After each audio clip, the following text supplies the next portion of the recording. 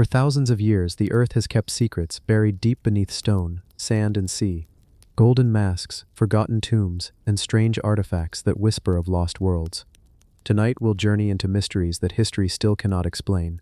From vanished cities to treasures hidden in silence, these are the secrets that refuse to die.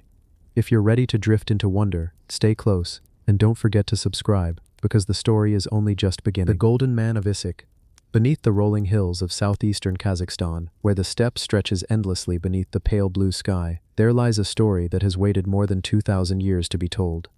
It is not the tale of a great city, nor of a mighty temple reaching toward the heavens, but of a single man, buried in silence, wrapped in gold, hidden beneath a mound of earth until chance revealed him to the world. He is called the Golden Man, a figure so radiant in death that even today he glimmers as one of archaeology's most haunting mysteries. It was the summer of 1969 when a group of workers near the town of Issyk stumbled upon an ancient burial mound. Beneath layers of earth and stone, archaeologists uncovered a wooden chamber that had lain undisturbed for centuries. And there, resting quietly in the shadows, was the body of a young warrior, no older than 18 or 20, dressed in over 4,000 golden ornaments, each one a piece of a glittering puzzle from a forgotten time. His armor was unlike anything ever seen before. Tiny plaques of hammered gold shaped into intricate patterns of animals and mythical creatures, stitched together with such precision that the garments seemed to ripple like sunlight on water. A tall conical headdress, studded with golden deer and winged horses, crowned his head, making him look less like a man and more like a figure who had stepped straight out of legend. Who was this youth, dressed in the wealth of a kingdom and laid to rest as though he were a god? Some believe he was a Scythian prince, perhaps the son of a great ruler, buried in honor at a time when nomadic tribes swept across the Eurasian steppe with their horses and arrows, shaping the destiny of empires. Others think he may have been more than royalty, perhaps a warrior chosen to bridge the world of the living and the world of the spirits. For the Scythians, gold was not merely wealth, it was a sacred material, a symbol of power, eternity, and divine protection. And so this young man, whoever he was sent into the afterlife, encased in the eternal glow of gold, his body transformed into a timeless monument. The Issyk mound itself revealed more than just treasure. Alongside the Golden Man were weapons, bronze vessels, and even fragments of a silver bowl inscribed with mysterious symbols that remain undeciphered to this day.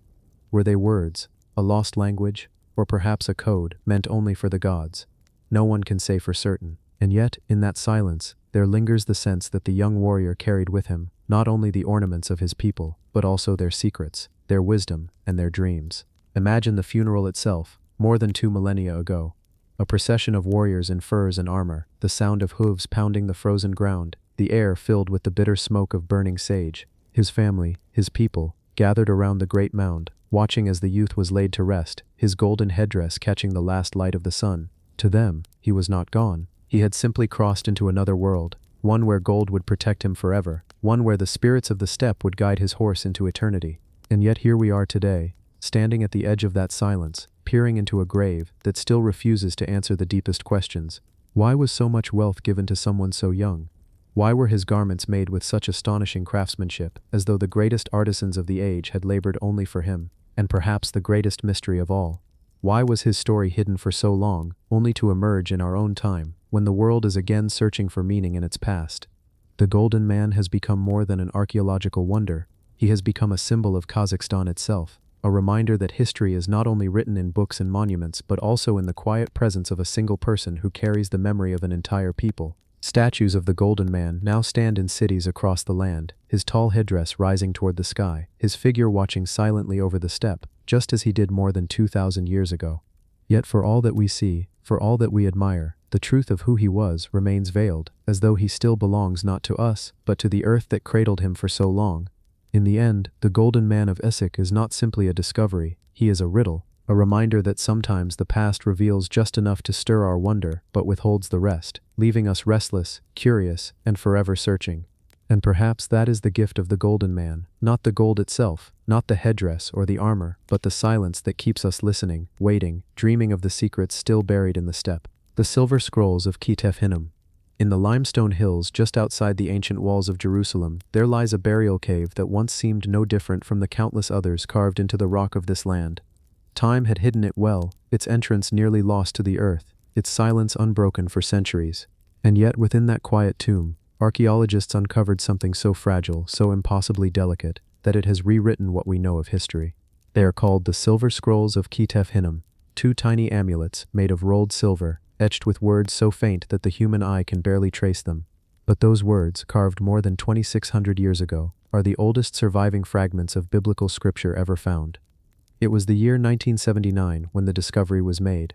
A team of archaeologists, led by Gabriel Barquet, began excavating a series of rock-hewn burial chambers on the slope known as Ketef-Hinnom, just southwest of Jerusalem's Old City. What they expected to find were the usual remnants of ancient burials, pottery, beads, perhaps some fragments of bone. Instead, they uncovered something no one had dared imagine. Within one chamber, amid the scattered remains of the dead, they found two small rolls of tarnished silver, no larger than a cigarette, no thicker than a fingernail. They seemed ordinary at first glance, mere ornaments or perhaps charms placed with the departed. Yet when the silver was carefully unrolled, an almost impossible task, for the metal was brittle, crumbling at the slightest touch, what emerged was nothing less than a whisper from the ancient world. On the surface of the scrolls, painstakingly etched by an unknown hand, were words in early Hebrew script, lines that would later be recognized as a version of the priestly blessing from the Book of Numbers. "The Lord bless you and keep you. The Lord make his face shine upon you, and be gracious to you. The Lord turn his face toward you, and give you peace." Words still spoken today in Jewish prayers, words that have echoed for centuries across synagogues, churches, and temples. But here, in these fragile silver scrolls, they appeared centuries older than any known biblical manuscript, predating even the Dead Sea Scrolls by hundreds of years. Imagine for a moment the world of the people who carved those words. The late 7th century BC, the time of the first temple in Jerusalem. A city alive with pilgrims, with smoke rising from sacrificial fires, with priests in white garments reciting blessings to the gathered crowds. And somewhere among them, an artisan bends over a strip of silver, hammering it flat, then scratching letter by letter, slowly, carefully, into the shining surface. This was no ordinary text. This was a blessing meant to protect, a prayer worn close to the body, rolled tightly, strung perhaps on a cord, and carried as a talisman. It was not only scripture, it was shield, comfort, promise. The scrolls were buried with their owners, placed beside them, as if to guard their journey into the afterlife. The people of that time believed that the divine name carried power, and to carry it into death was to carry a light into the darkness. These amulets, then, were more than words, they were living prayers, carried beyond the grave. The excavation of Ketef-Hinnom revealed more than just the scrolls. The tombs contained the bones of men, women, and children, laid to rest in niches carved into the walls. Pottery vessels, jewelry, and other offerings surrounded them, reminders of lives once lived. Yet nothing compared to the scrolls. Their discovery was so delicate that scientists had to wait years before attempting to fully unroll them. Using advanced technology, they slowly revealed the inscriptions, letter by letter, until the ancient words shone again in the light of day. What makes these scrolls so haunting is not only their age, but their endurance. Silver, unlike papyrus or parchment, does not decay easily. For more than 2.5 millennia, these tiny amulets waited in silence, untouched, while empires rose and fell above them. Babylon came, destroying Jerusalem. Persia followed, then Greece, then Rome.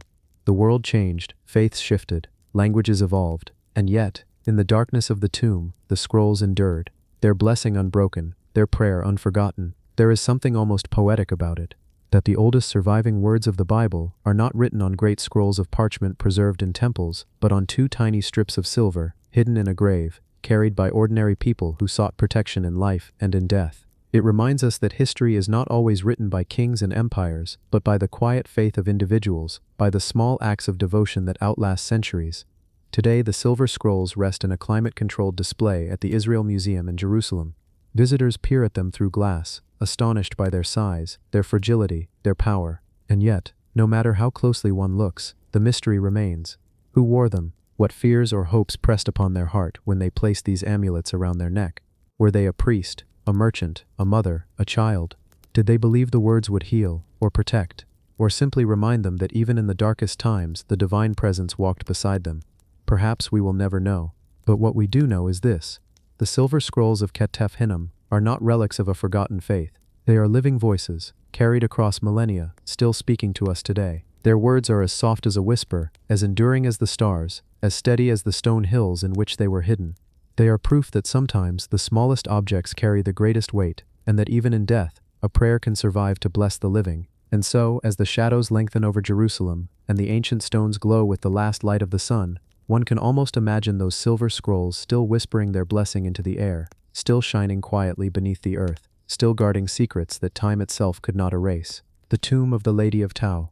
In the desert valleys of northern Peru, where the wind moves across dunes of golden sand and the ruins of ancient temples crumble under a blazing sun, there lies a story that remained hidden for nearly 1,700 years.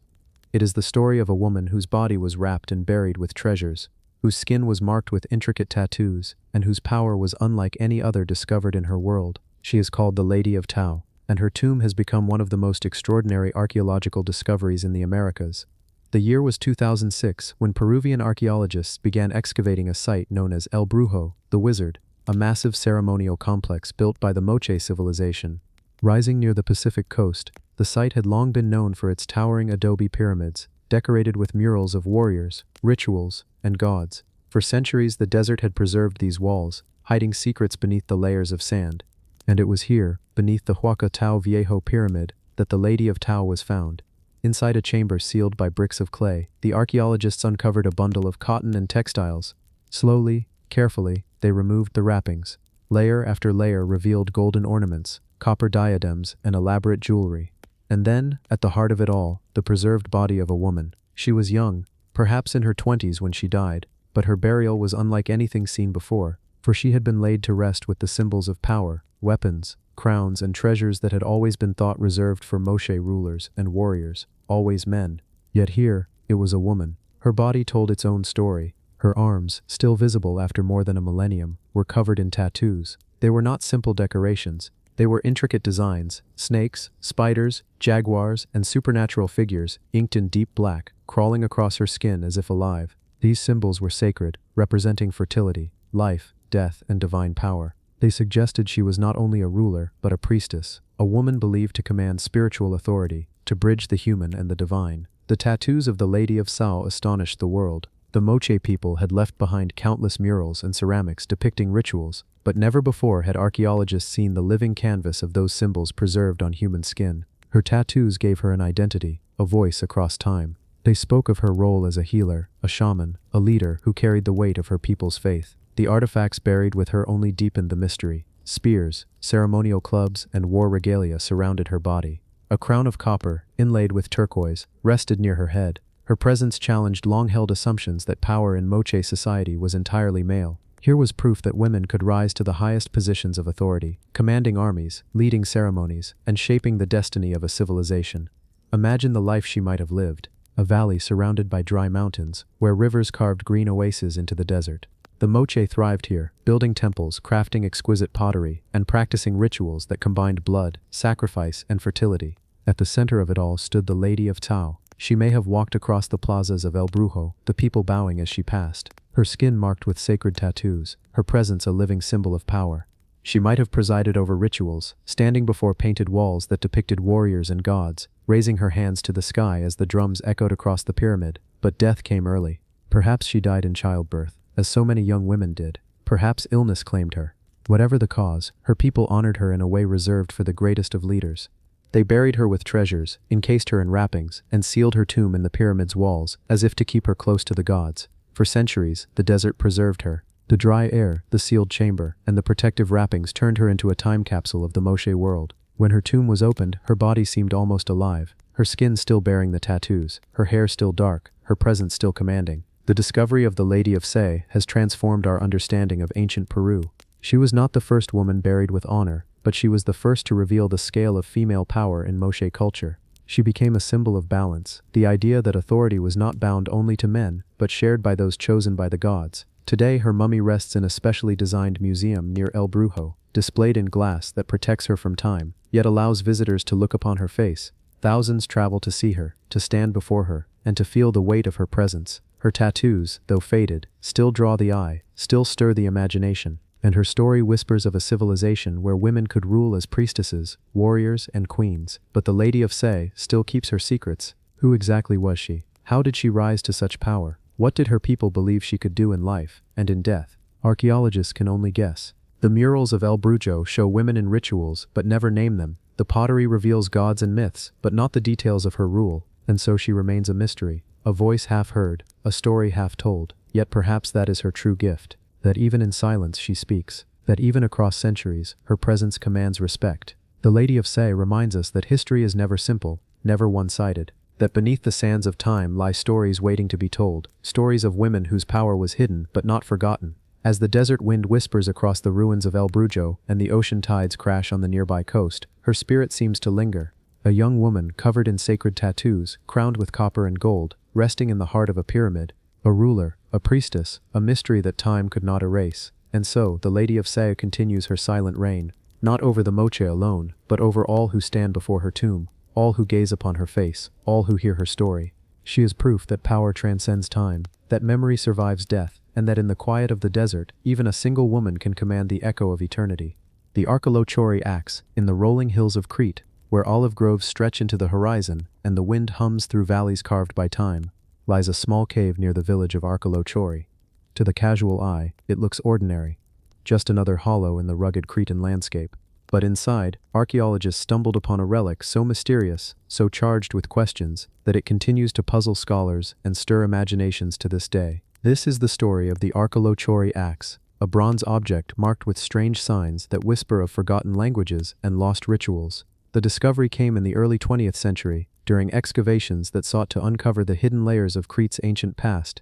The cave at Archelochori was already known as a place of ritual. Local shepherds had long spoken of unusual finds: bronze swords, daggers, votive offerings. When archaeologists entered, they uncovered more than 3,000 bronze objects, weapons, double axes, and ceremonial items, all placed carefully within the cave. Clearly, this was no mere storage site. It was a sanctuary, a sacred space where offerings to the gods had been made for centuries. But among the pile of bronze treasures, one object stood apart. It was a double axe, cast in bronze, about 30 centimeters long. Unlike the others, this axe was not plain. Across its surface, etched carefully, ran an inscription, mysterious symbols arranged in a sequence, as if telling a story, as if carrying a message. This was the Archelochori axe.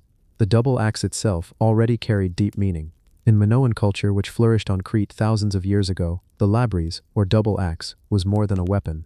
It was a sacred emblem, a symbol linked to female divinities, to rituals of fertility and renewal. The labris appeared in shrines, in frescoes, in the architecture of the great palace of Knossos.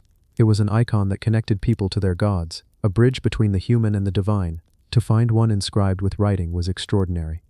The symbols on the Archelochori axe, number 15. They are not random scratches, not decorations. They resemble the signs of a script. Some look like figures, others like abstract marks. At first glance, they seem connected to Linear A, the undeciphered writing system of the Minoans, yet they do not match exactly.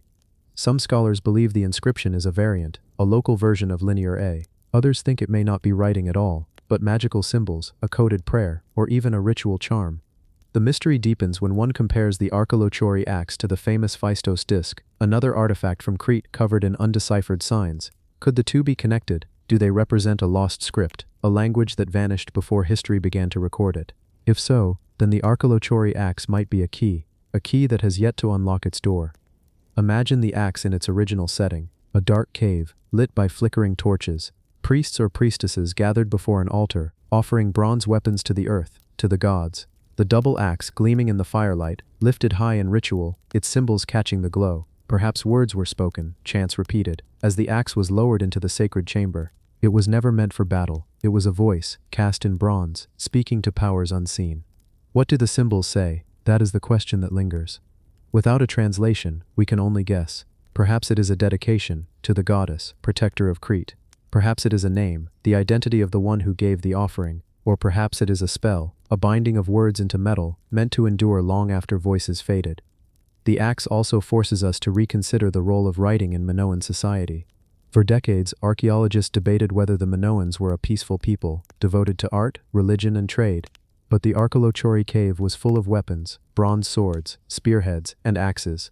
Were these purely votive, or did they suggest a society more warlike than once believed? And if writing appeared on weapons, what does that say about the blending of ritual and power? The mystery expands further when we remember that Linear A, the supposed script of the Minoans, remains undeciphered to this day. Unlike Linear B, which was later used by the Mycenaeans and cracked in the 1950s, Linear A resists translation. It seems to record a language unrelated to any known tongue, perhaps an isolate, perhaps lost forever. The Archelochori axe may therefore be a fragment of a voice we can never hear fully, a sentence in a book we cannot read. And yet the power of the artifact does not lie only in its inscription. It lies in the aura it carries. To stand before it today, in the Heracleion Archaeological Museum, is to feel the weight of centuries. The bronze gleams softly under the lights. The symbols stare back, unyielding, silent. One cannot help but wonder who held it, who etched those marks, who offered it into the darkness of the cave. There is also the human side of the story. The Minoans were not faceless figures of myth. They were farmers, sailors, craftsmen, women and men who loved, feared, dreamed. The archaeology axe reminds us that they too sought to communicate with forces larger than themselves, that they too inscribed their prayers and hopes onto objects of beauty and power. The axe is their voice across time, even if we cannot yet understand the words.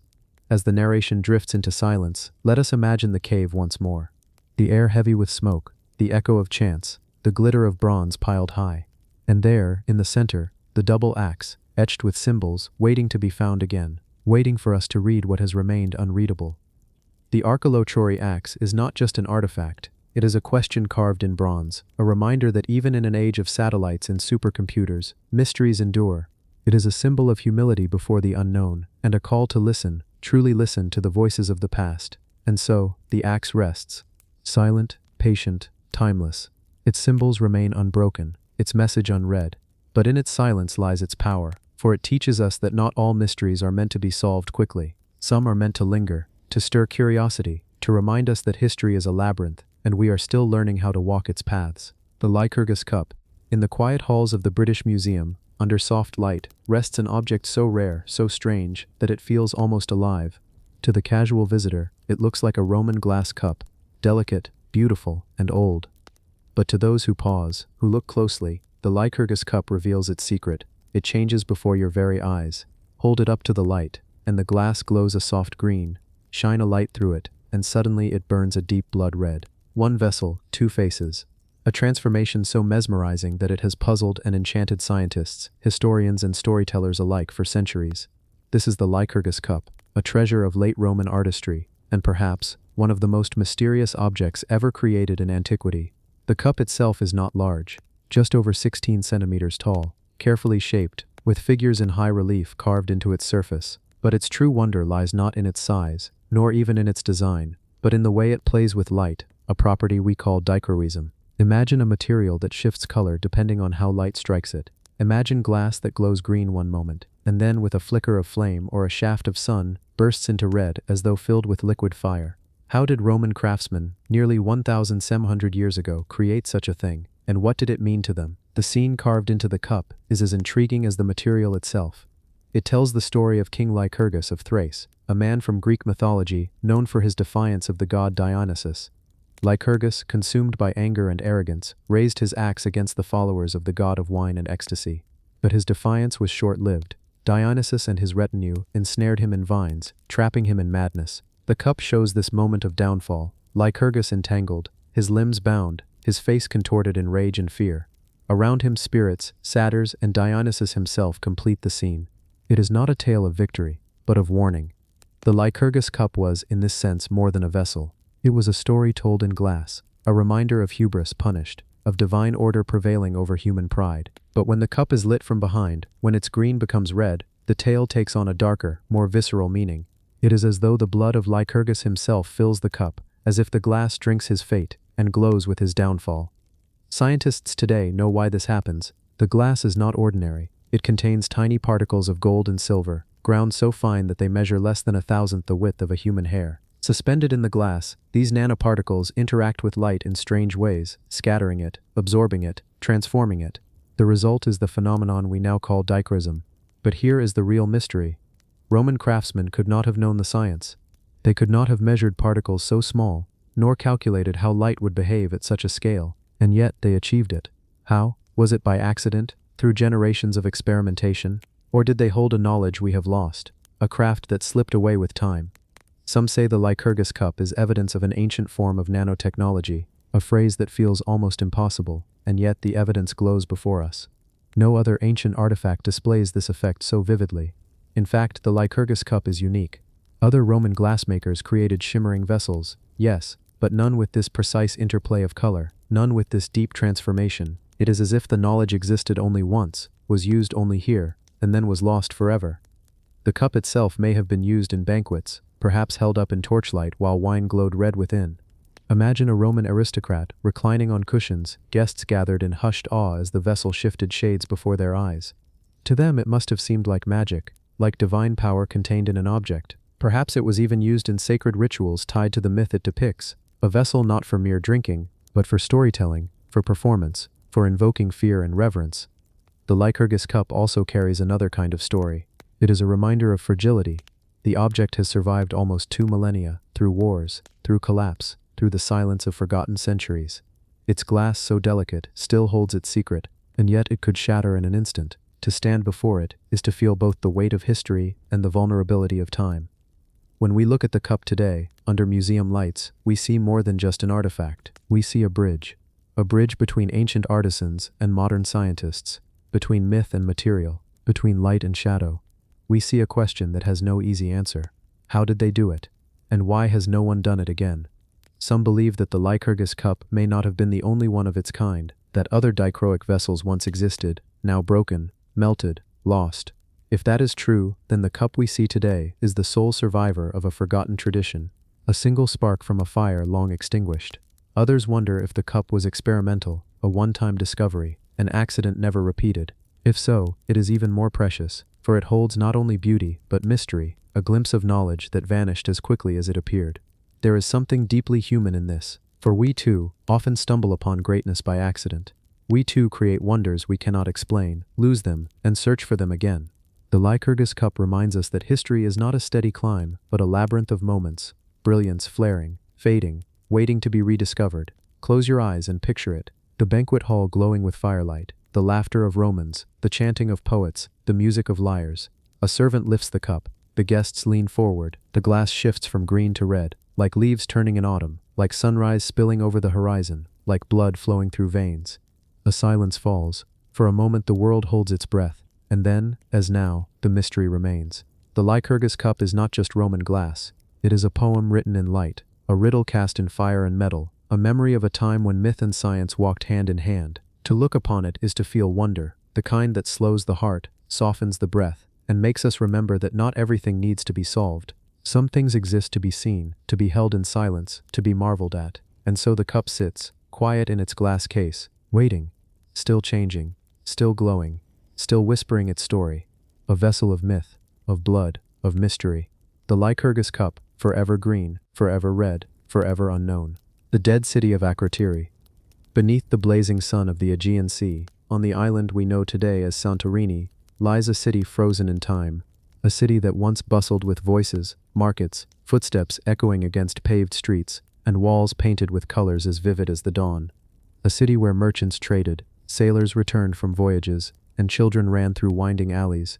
But then, in a moment of fire and ash, it all ended. The people vanished, the houses collapsed, and the world above forgot. For centuries, Akrotiri lay hidden, sleeping beneath layers of volcanic earth, preserved in silence, waiting to be found again. This is the story of the lost city of Akrotiri, a story of beauty, of catastrophe, and of secrets still buried beneath the sands of time. The tale begins more than 3,500 years ago, in the Bronze Age. The island we now call Santorini was then known as Thera, a jewel of the Aegean. Its people were sailors, traders, and artists. They built their city with elegance, with stone houses that rose several stories high, with paved streets and drainage systems more advanced than many cities of Europe would have for another 2 millennia. The frescoes on their walls show ships gliding over blue seas, dolphins leaping in painted waves, girls gathering saffron flowers, priests in flowing robes offering to the gods. Akrotiri was not just a settlement, it was a masterpiece of human living. But beauty, as history reminds us, is fragile.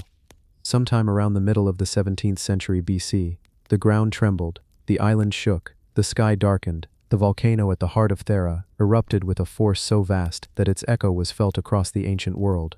The eruption was one of the most violent ever recorded in human history. Entire portions of the island collapsed into the sea. Ash rained down, waves surged outward in great tsunamis, and the city of Akrotiri was buried beneath volcanic debris, preserved in a strange kind of death. Unlike Pompeii, no bodies were found in Akrotiri. The people, it seems, had time to flee. Perhaps they felt the earth's warnings, the smaller quakes before the great one. Perhaps they sailed away in their ships, leaving behind their painted walls, their pots, their tools, their beds still unmade. What remains is a ghost city, empty, silent, yet hauntingly alive in detail.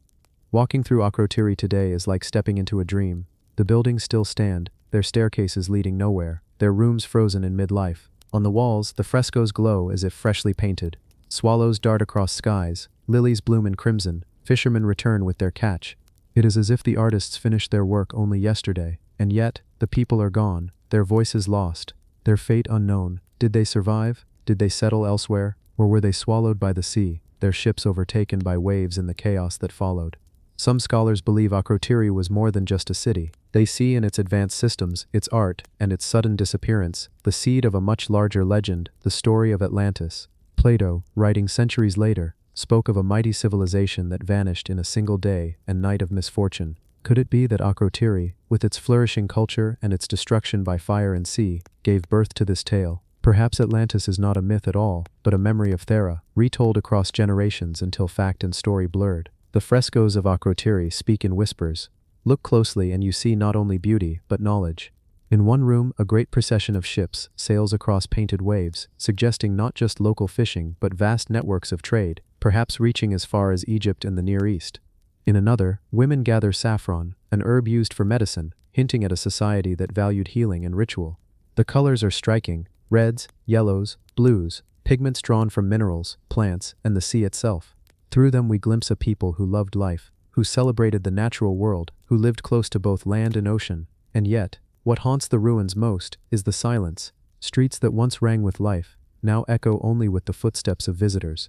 Windows once filled with light, now stare like hollow eyes. The city, though empty, feels inhabited, not by ghosts, but by memory itself. Archaeologists have uncovered only part of Akrotiri. Much of it remains buried, sealed beneath volcanic stone. What treasures lie hidden there? What frescoes yet to be revealed? What artifacts still waiting to see the sun again? No one knows. Each excavation peels back a layer of the past, yet the city keeps its heart concealed. Perhaps beneath the ruins lies a palace, perhaps a temple, perhaps answers to questions we have not yet learned to ask. But maybe, just maybe, the silence is deliberate. Maybe Akrotiri holds its secrets as carefully as the volcano holds its fire, a reminder that not all stories are meant to be told at once. Close your eyes for a moment. Imagine the streets alive again. Merchants calling out their wares, children laughing, women painting walls with lilies and dolphins, the air filled with the scent of saffron, of wine, of the salty sea. Then, imagine the earth trembling, the sky darkening, the sea rising. Imagine the moment when voices fade, and only the wind remains. That is Akrotiri, a city both alive and dead, both present and absent, both a treasure and a warning. Today, visitors to Santorini stand on the edge of its caldera, gazing out at the blue waters that fill the volcano's broken heart. Few realize that beneath those waves once lay a thriving world. Fewer still walk the ruins of Akrotiri, where silence tells a story more powerful than words. The dead city of Akrotiri is not truly dead. It breathes through its paintings, whispers through its stones, and lingers in the myths of Atlantis. It reminds us that even the greatest achievements of humanity can be undone in a single moment by the earth itself. It reminds us that life is fragile, that beauty is fleeting, and that time, though it buries, also preserves. And so Akrotiri waits, half revealed, half hidden, a city painted in color, drowned in silence, remembered in legend. The dead city of Akrotiri, forever asleep, forever awake, forever calling us to listen. The Lady of Elche bust. In the dry lands of southeastern Spain, where the sun bakes the earth and olive trees bend in the wind, there once lived a people whose stories are mostly forgotten. Their names are lost to time, their kingdoms erased, their voices scattered on the wind.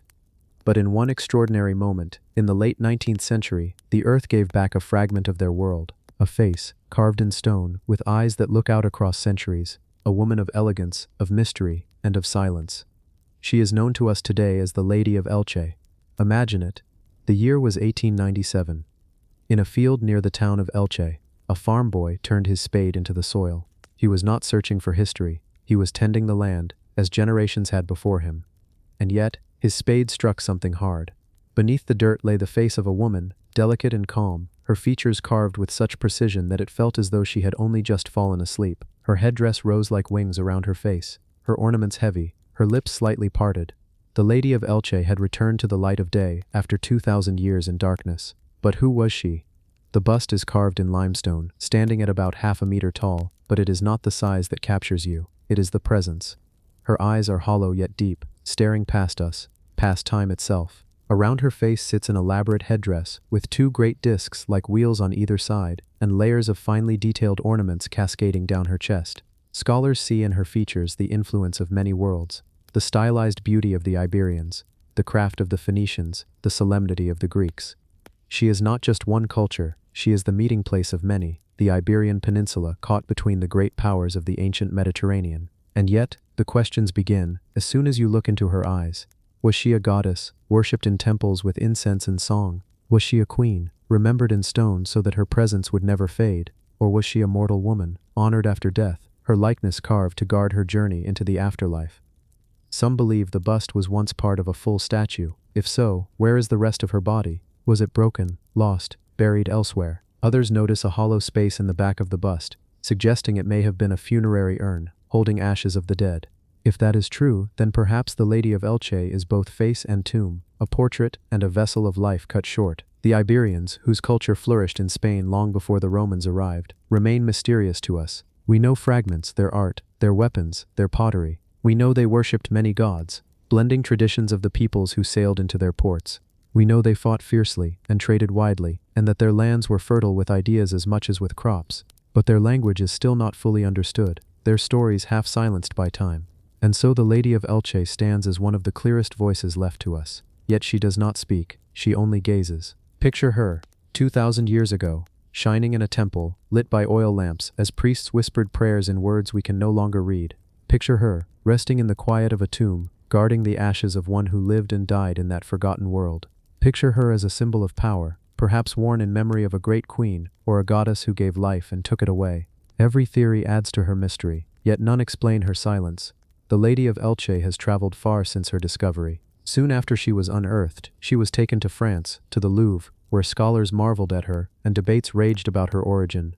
Was she Iberian? Was she Greek? Was she Phoenician? Each claimed her as their own, but the truth is more subtle. She belongs to the crossroads, where cultures blended, where identities shifted like waves against the shore. In the mid-20th century, after decades abroad, she was returned to Spain, where she is now kept in Madrid. There, under careful lights, she gazes out at the visitors who come to meet her.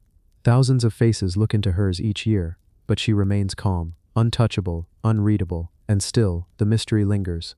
Who carved her? Who looked upon her when she was first created? Was she meant to be a companion for the dead, or a figure of worship for the living? Was she modeled on a real woman, perhaps a priestess of high rank, or a figure drawn only from imagination? For some, she represents a goddess of fertility, her rounded ornaments symbolizing the cycles of life, the endless rhythm of birth and death. For others, she is a funerary portrait, a way of honoring the deceased, holding their spirit within stone. Some even whisper that she is neither goddess nor queen, but both, for in ancient worlds, divinity and royalty often walked hand in hand, and so, she remains one of the great unsolved puzzles of archaeology, a face that endures without a voice, a presence that commands attention, yet refuses explanation. But perhaps that is the very point. Perhaps the Lady of Elche was not meant to tell us who she is, but to remind us of the silence of time itself. In her stillness we hear echoes of the Iberian world, a culture now gone, but once full of life, trade, ritual and art. In her gaze we feel the weight of history pressing forward, across centuries, into our present. Close your eyes, and imagine meeting her in the half-light of a temple, the air heavy with incense, the murmur of prayers around you, the flicker of fire across carved stone. She stares back at you with eyes that pierce the dark. She knows something you do not. She holds a truth that has slipped away, carried by the silence of the centuries. And you, like every visitor since 1897, are left to wonder. The Lady of Elche is not just an artifact. She is a question carved in stone. She is history staring back at us. And she will continue to wait, calm and silent, until we learn how to listen. The jade burial suit of the Han Dynasty. In the heart of ancient China, during the mighty Han Dynasty, there was a belief so powerful, so deeply rooted, that it shaped the way the living prepared for death. The Han believed that jade, that smooth green stone born of mountains and rivers, was not just beautiful, it was eternal, it was pure, it was the bridge between life and immortality. And so, when their emperors and nobles passed into death, they were clothed not in silk or gold, but in garments of stone, a suit of jade. Imagine it. Thousands of tiny plaques, carved from the hardest stone known to their world, cut into perfect shapes, polished until they glowed, then sewn together, piece by piece, into the form of a human body, a shroud of armor, a cocoon of eternity, made not of cloth but of jade. The head, The torso, the arms, the legs, every part encased in plates, as if the body within were preparing for a second life beyond the grave. These are the jade burial suits of the Han dynasty, among the most haunting artifacts ever uncovered. The Han believed jade could protect the body from decay, that it could preserve the spirit and secure immortality, and so emperors commanded their artisans to begin work long before their deaths, chiseling and grinding the stone into thousands of plaques. Each plaque had to be drilled at the edges, each drilled hole made for thread, so that the suit could be sewn together. But these were no ordinary threads. Some suits were bound with gold wire, others with silver, others with silk. The choice of thread was not random. It was a reflection of rank. Gold for emperors, silver for princes, bronze or silk for nobles of lesser standing. Even in death, hierarchy remained absolute. Think of the time, the labor, the devotion. One suit could require more than 2,000 jade plaques. Every plaque had to fit just so, forming the shape of the departed. This was not simply a garment, it was an act of devotion, of reverence, of desperate hope that jade could keep death at bay. But what is most haunting is this. When archaeologists first opened the tombs and found these suits, they did not find gleaming stone warriors standing upright. They found bodies long gone, dust within the jade shell. The jade survived, the flesh did not, and so the suits remain like empty husks, green shadows of people who once lived, who once ruled, who once believed so deeply in eternity. The first jade burial suit ever discovered was in 1968, in the tomb of Prince Liu Sheng and his wife Do Wan. When the archaeologists brushed away the dust, their lamps caught the shimmer of green, and there it was, a man fully encased, every inch of him covered in jade plaques bound with gold wire. Beside him, his wife lay in her own jade suit, stitched with silver. After nearly 2,000 years, their bodies had vanished, but their suits remained almost perfect, shining as though the artisans had just finished them yesterday.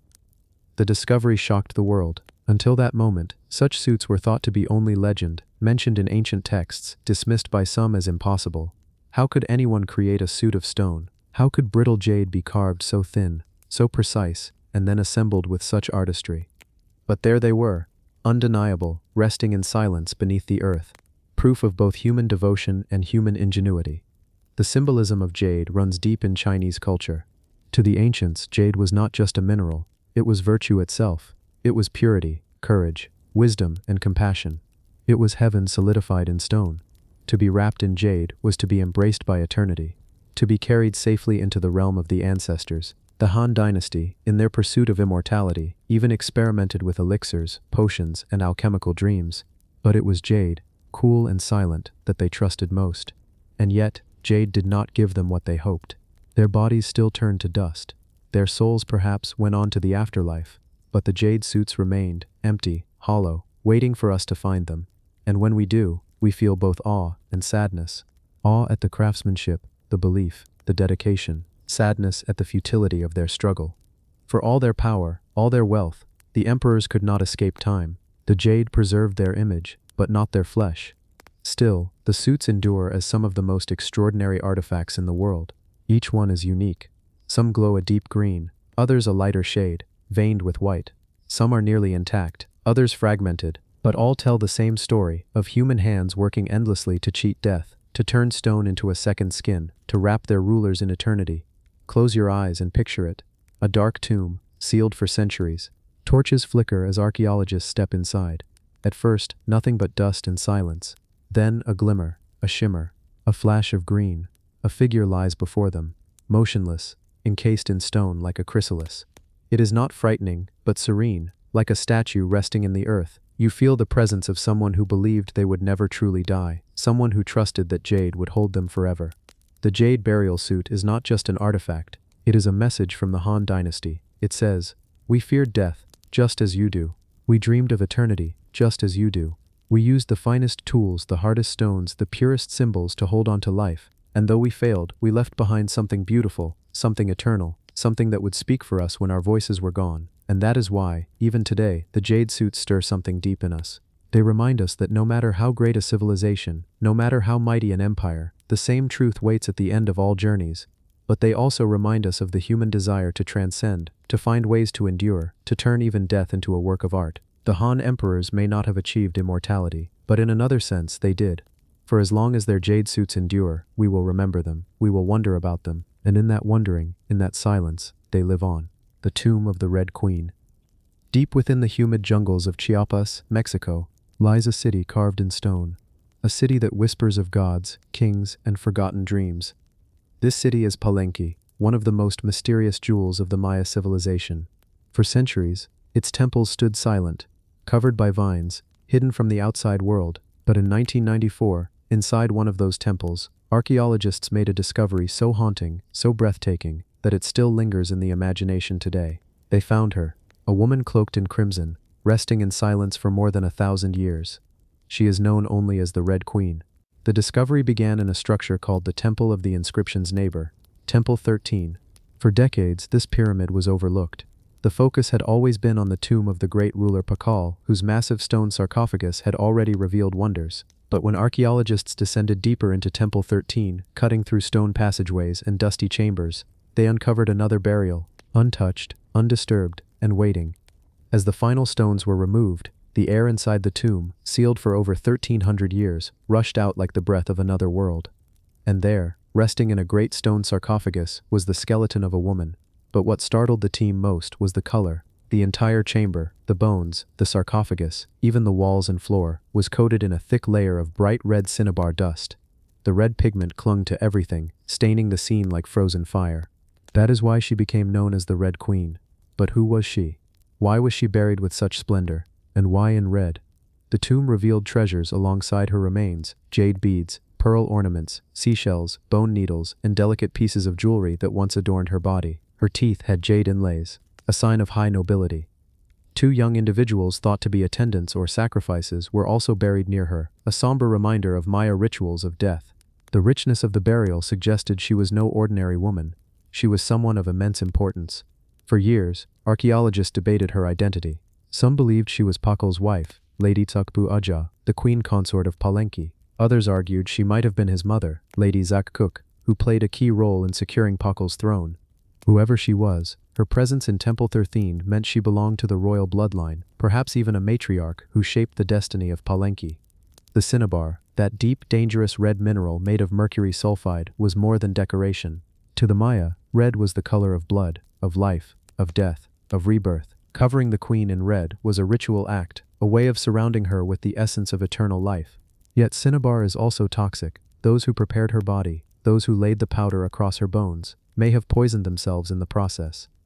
It was as if the very pigment was both a blessing and a curse, sealing her body in beauty while carrying death for the living. Close your eyes for a moment and imagine stepping into that tomb. The flicker of your torchlight dances across crimson walls. The skeleton before you glows red, as though still alive, still breathing. Jewels catch the light, jade glimmers green against the fiery dust, and you realize you are not simply looking at bones. You are looking at a mystery, a story frozen in red. The Red Queen's tomb is often compared to that of Pakal the Great, discovered just decades earlier. Pakal's sarcophagus is monumental, with his lid famously carved to show him descending into the underworld, or perhaps ascending to the heavens. But while Pakal's tomb tells the story of a king, the Red Queen speaks of silence. She left no inscriptions, no hieroglyphs, no clear identity, only her presence, her jewels, and her blood-red cocoon. In a way, her mystery is more powerful than Pakal's certainty. We know Pakal's name, his lineage, his deeds, but the Red Queen remains beyond reach, like a whisper half heard in the jungle night. Her silence invites imagination. Her enigma stirs curiosity. Was she the queen who guided Palenque through its golden age? Was she the woman who ensured Pakal's reign? Or was she someone else entirely? A forgotten ruler erased from memory? Modern science has tried to answer the question. Studies of her DNA suggest she was not Pakal's mother, but may have been his wife. Yet nothing is certain. The jungle keeps her secret. The walls of the temple refuse to speak, and so she lies there, as she has for centuries, a puzzle wrapped in red. There is something almost poetic about her resting place. Palenque itself is unlike other Maya cities. Its architecture is refined, its art delicate, its inscriptions rich with history. It feels less like a fortress and more like a palace of thought, a place of poetry and philosophy. To find the Red Queen there is to feel the balance of strength and grace, of kings and queens, of life and death. The Red Queen's tomb is not only about who she was, it is about what she represents. She embodies the Maya view of death as transformation. She embodies the mysteries still locked beneath the soil, the secrets of a civilization both brilliant and fragile, and above all, she embodies the truth that sometimes history remembers names, and sometimes it remembers only colors, only symbols. When you think of Palenque, you think of temples rising above the jungle canopy, mist curling around stone steps, parrots calling in the distance. But deep below, in the heart of stone, the Red Queen still lies, cloaked in cinnabar, a reminder that even in silence, even in mystery, the past still breathes. And so the Red Queen waits, not for answers perhaps, not for her name to be restored, but for us to stand in awe, to wonder, and to realize that some stories are not meant to be solved, only felt. The copper serpent of Timna. In the blazing desert of southern Israel, in a place where the sun burns the earth into shades of gold and red, lies a valley unlike any other. It is called Timna, a land of jagged cliffs, towering sandstone pillars, and shadows that stretch long across the sand at dusk. For thousands of years, this valley has been a place of mystery, a place where humans came not just to survive, but to worship, to dig, to smelt, and to leave behind fragments of stories that still echo today. It is here, in the heart of Timna, that archaeologists uncovered one of the most enigmatic relics of the ancient world, the copper serpent. The Valley of Timna has long been known for its copper mines, some of the oldest in the world. They were already being worked over 3,000 years ago, at the time when ancient Egypt extended its hand into Canaan. The desert air still carries the scent of burnt charcoal, and the stones are blackened with the memory of countless smelting fires. To imagine Timna in its prime is to see workers hammering, hauling, smelting, the glow of furnaces lighting up the night, smoke spiraling into the stars, and yet, amid the sweat and labor, amid the clamor of tools and fire, there was something more. There was belief, there was ritual, there was worship. For in this place, people did not see copper as just a metal. They saw it as a gift from the gods, pulled from the bones of the earth, a sacred treasure that needed offerings, prayers, and symbols. The most striking of those symbols was discovered in a temple at the base of Timna's sandstone cliffs, a temple dedicated to a serpent. Archaeologists, brushing sand away stone by stone, found altars, carvings, and then, almost unbelievably, a small copper serpent, coiled and shining, crafted by human hands more than 3,000 years ago. The serpent is simple, yet powerful. Twisted into a spiral, its body gleams with the reddish hue of copper, a metal that would have glowed fiercely in the desert sun. But this was not just decoration. To those who placed it in the temple, it was a sacred object, a symbol of divinity, of healing, of death and rebirth. The serpent, as a figure, is as old as human belief itself. Across cultures, across continents, it appears again and again. In Egypt, it was the cobra, symbol of protection and royalty. In Mesopotamia, it was linked to gods of wisdom and fertility. In the Hebrew Bible, we hear of Moses lifting a bronze serpent on a pole so that the afflicted could be healed, simply by looking upon it.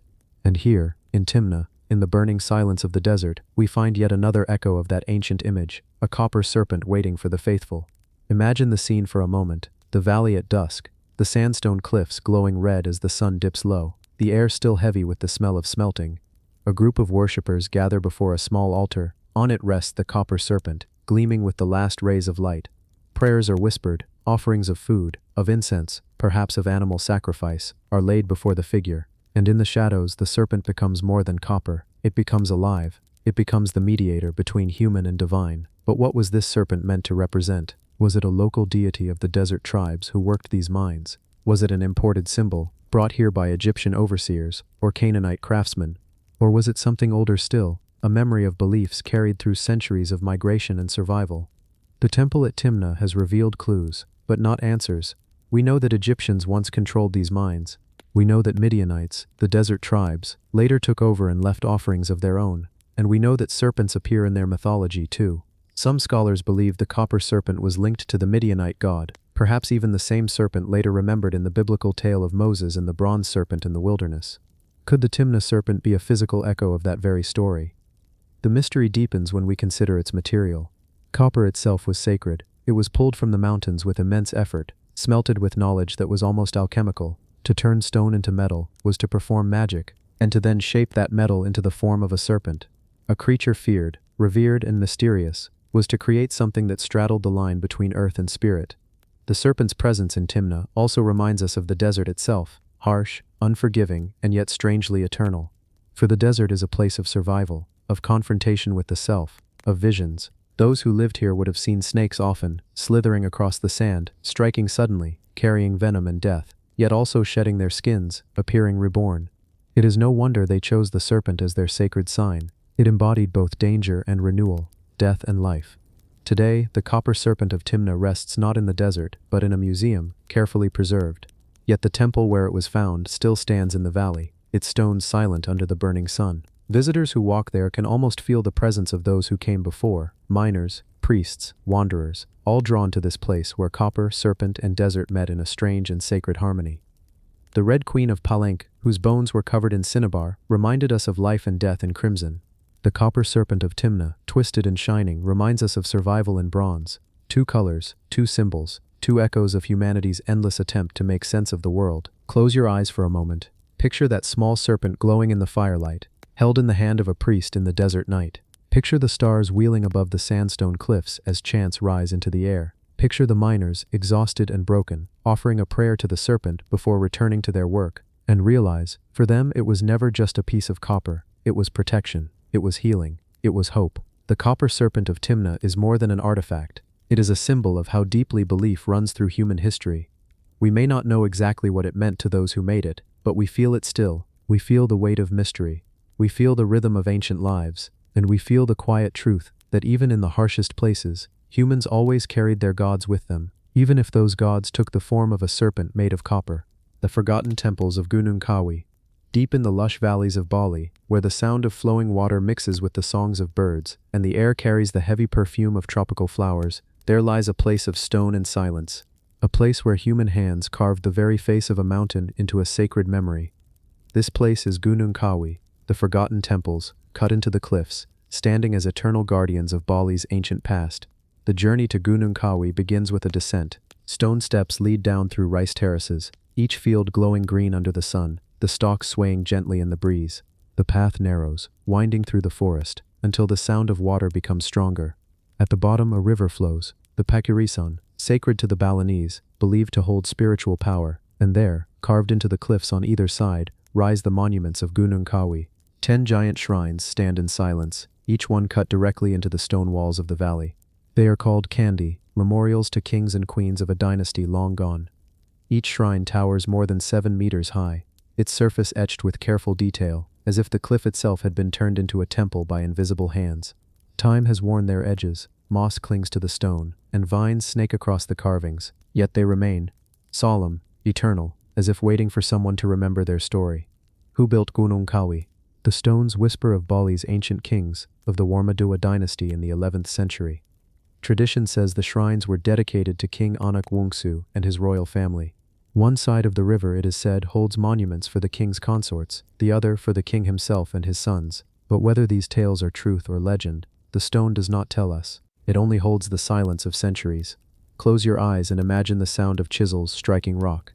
Imagine hundreds of workers slowly carving these vast monuments into the cliff, stroke by stroke, as priests chanted prayers nearby, as incense curled into the air, as the jungle pressed close on all sides. The work would have taken years, perhaps decades, and when it was finished, the cliffs themselves had become a temple, a place where stone, water, and sky met in harmony. The river below was not chosen by chance. In Bali, water is sacred. It is the source of life, the spirit that flows through all things. The Pakirsan River was believed to be holy, and building a temple beside it was a way of tying the royal family to the eternal flow of nature. In this way, the monuments of Gunung Kawi were not just memorials of stone. They were prayers carved into the earth, binding human life to the sacred rhythm of the land. Standing before the shrines, one cannot help but feel small. The cliffs rise high, the carvings loom above, and the air is thick with stillness. The jungle seems to hold its breath. It is as if the valley itself remembers the footsteps of those who once came here. Kings, priests, worshippers, mourners. Their voices are gone, but their presence lingers, carved into every groove of the stone. What makes Gunung Kawi haunting is not only its beauty, but its mystery. Unlike the towering temples of Angkor or the pyramids of Egypt, this site feels hidden, intimate, tucked away in the folds of the earth. It is not a city of stone, but a whisper of one, a place less concerned with power and more with remembrance. Some legends tell of giants carving the cliffs in a single night. Others say the shrines were made by the mighty warrior Kiboda Ud, who shaped the stone with his bare hands. Myth and history blur here, as they so often do in places where the past has been half forgotten. But whether by giant or king, warrior or mason, the result is the same, a place of awe. As you walk through Gunung Kawi, the sound of the river never leaves you. Its steady flow is like a heartbeat, echoing against the stone. The air smells of damp earth and moss. Small offerings of flowers and rice, left by modern Balinese devotees, rest at the base of the shrines, a reminder that even now, 1,000 years later, the site is not abandoned, it is still alive. The carvings themselves, though weathered, still hold their form. Tall, tiered structures, imitating the wooden architecture of temples, yet carved out of solid rock. They mimic the form of buildings that no longer survive, preserving in stone what might have once stood in wood. It is like a shadow of a city, a memory pressed into the earth. Why did the kings of Bali choose this place? Perhaps because of the river's sacred power. Perhaps because the valley, enclosed by cliffs and jungle, felt like a womb of the earth, a place where the living could commune with the spirits of the dead. Or perhaps because, in carving their memorials into the rock, they believed they were ensuring eternity. Wood burns, stone erodes slowly, but a cliff can last forever, yet even stone is not immune to time. Rain has worn grooves into the shrines, moss and lichen slowly cover their surfaces. The jungle presses ever closer, reclaiming what was once carved away. And yet, this too adds to the magic of Gunung Kawi. For here, the boundary between nature and temple is thin. The carvings are part of the cliff is part of the jungle, and the jungle is alive. It is as if the entire valley is one great temple, built not just by human hands, but by earth itself. Standing there, you begin to wonder, what did the people of Bali see in these shrines? Were they monuments to ancestors, places to honor the dead? Were they meant as eternal homes for the spirits of kings, carved into the stone so that their power would never fade? Or were they meant as messages to the gods, declarations in rock that the royal line was bound to the earth, the river, and the heavens? We may never know the full truth, but we feel it. We feel it in the quiet rhythm of the water, in the towering presence of the stone, in the way the valley wraps around you like an embrace. Gunung Kawi is not just a site of history, it is a place of memory, of reverence, of mystery. Today, travelers come from around the world to walk those same steps down the valley, to stand before the shrines, to leave flowers at their feet. They take photographs, whisper prayers, listen to the river, and though the kings are gone, the shrines still fulfill their purpose. They remind us of the fleeting nature of life, and the enduring nature of stone. So close your eyes, hear the river flowing, feel the damp air of the jungle, imagine the flicker of oil lamps against the cliff at night, the sound of priests chanting, the sight of kings and queens being honored in silence. Imagine the valley not as it is now, but as it was, alive with devotion, alive with memory. The forgotten temples of Gunung Kawi may never reveal all their secrets, but they do not need to, for in their silence, they give us something deeper. They give us wonder. They give us stillness. They give us the reminder that long before us, others stood here too, asking the same questions, seeking the same peace, carving their prayers into stone. And in the rhythm of the river, we realize their voices are still here, soft, eternal, flowing with the water, the golden rhinos of Mapungubwe. In the far northern reaches of South Africa, where the Limpopo River winds through dry plains and baobab trees stretch their limbs against the sky, there is a hill that once held a kingdom forgotten for centuries, buried beneath earth and silence. It was here, on Mapungubwe Hill, that archaeologists uncovered a treasure that would change our understanding of Africa's past. Among beads, pottery, and fragments of gold, one artifact stood out above the rest. A small, delicate figure, shaped like a rhinoceros, the golden rhino of Mapungubwe. At first glance, it is a simple object, barely 20 centimeters long, fragile, light. Its body is made of carved wood, covered carefully with sheets of hammered gold, stitched together with tiny nails. Yet in its simplicity lies its power, for this golden rhino, unearthed after centuries of silence, carried the weight of a kingdom's story. The year was 1932 when the first golden rhino was found. The archaeologists who dug at Mapungubwe could not have imagined what they were about to uncover. Until then, much of the world thought that Africa, south of the Sahara, had been a land without great civilizations, without art, without gold. But Mapungubwe told a different story. Here was evidence of a society, wealthy, powerful, and connected to trade routes that stretched across continents. The golden rhino was not the only treasure found. There were golden scepters, beads, ornaments. There were graves on the summit of the hill, filled with artifacts that spoke of kings and queens. But it was the rhino that captured the imagination. Why a rhino? Why was this animal chosen to be immortalized in gold? In African tradition, the rhino is a symbol of strength, of resilience, of untamed spirit. It moves with power, yet it lives quietly, grazing, roaming, avoiding conflict until threatened. For the people of Mapungubwe, the rhino may have represented the qualities of a king, strong, enduring, but watchful and wise. Covering it in gold made it more than a symbol. It became a sacred emblem, a guardian of the throne. Close your eyes and imagine Mapungubwe as it once was. On the top of the hill, the ruling elite lived, looking down on the valley below, where farmers and craftsmen worked. The sun set over the plains, and the glow of firelight flickered on the stone walls. Gold, traded from the rivers and mines nearby, gleamed in ornaments, in jewelry, in sacred figures like the rhino. Ivory, glass beads from India, porcelain from China, all passed through this kingdom, carried along vast trade routes that connected Africa to the wider world. The golden rhino was part of this story. It was not an isolated object, but a fragment of a golden age, a time when Mapungubwe was the heart of a thriving society. Centuries before the rise of Great Zimbabwe, centuries before Europeans set foot on these lands, and yet despite its splendor, Mapungubwe did not last. Around the 13th century, the kingdom declined. Climate may have shifted, trade routes may have changed, political struggles may have weakened the state. Slowly the hill fell silent, the people moved on, the graves closed, the treasures forgotten. For 700 years, the golden rhino slept beneath the soil. When it was rediscovered, the world was not ready to accept its story. During apartheid in South Africa, the golden rhino was hidden away, locked in university vaults, shielded from the public. To acknowledge it was to acknowledge that advanced African civilizations had flourished long before colonial times, a truth that the government of that era wished to suppress. For decades, the rhino waited in silence again, unseen, unspoken, denied. But history cannot be silenced forever. Today, the golden rhino is displayed with pride in the Mapungubwe Museum. It has become a national symbol of South Africa, appearing on currency, in art, in schools. Children learn of the kingdom of Mapungubwe and how their ancestors built societies rich in trade, culture, and power. The rhino is no longer hidden, it shines in the light once more. Standing before it, you might be surprised by its size, so small, so fragile, and yet, as you look closer, you realize that its power does not lie in its scale, it lies in what it represents. This little golden animal carries the memory of a forgotten kingdom. It tells us that greatness is not only found in massive monuments or towering statues. Sometimes, it is found in the careful beating of gold onto wood, in the hands of an artisan shaping an animal into eternity. Imagine the artisan at work, sitting in the dim light of a hut, hammering thin sheets of gold, pressing them gently against the carved wooden form of the rhino. Each tap of the tool, a heartbeat, each line a prayer. Perhaps this was not just an object. Perhaps it was a ritual. Perhaps the rhino was made to accompany a king in death, to serve as his guardian in the afterlife. Or perhaps it was a symbol of rule, held aloft during ceremonies, gleaming in the sunlight, a reminder of strength and power. We may never know for certain. The voices of Mapungubwe are long gone, their stories carried away on the winds of time. But the golden rhino remains. And when you see it, when you let your eyes linger on its simple, delicate shape, you feel that presence. You feel the echo of a kingdom that refused to be forgotten. The golden rhino teaches us something important.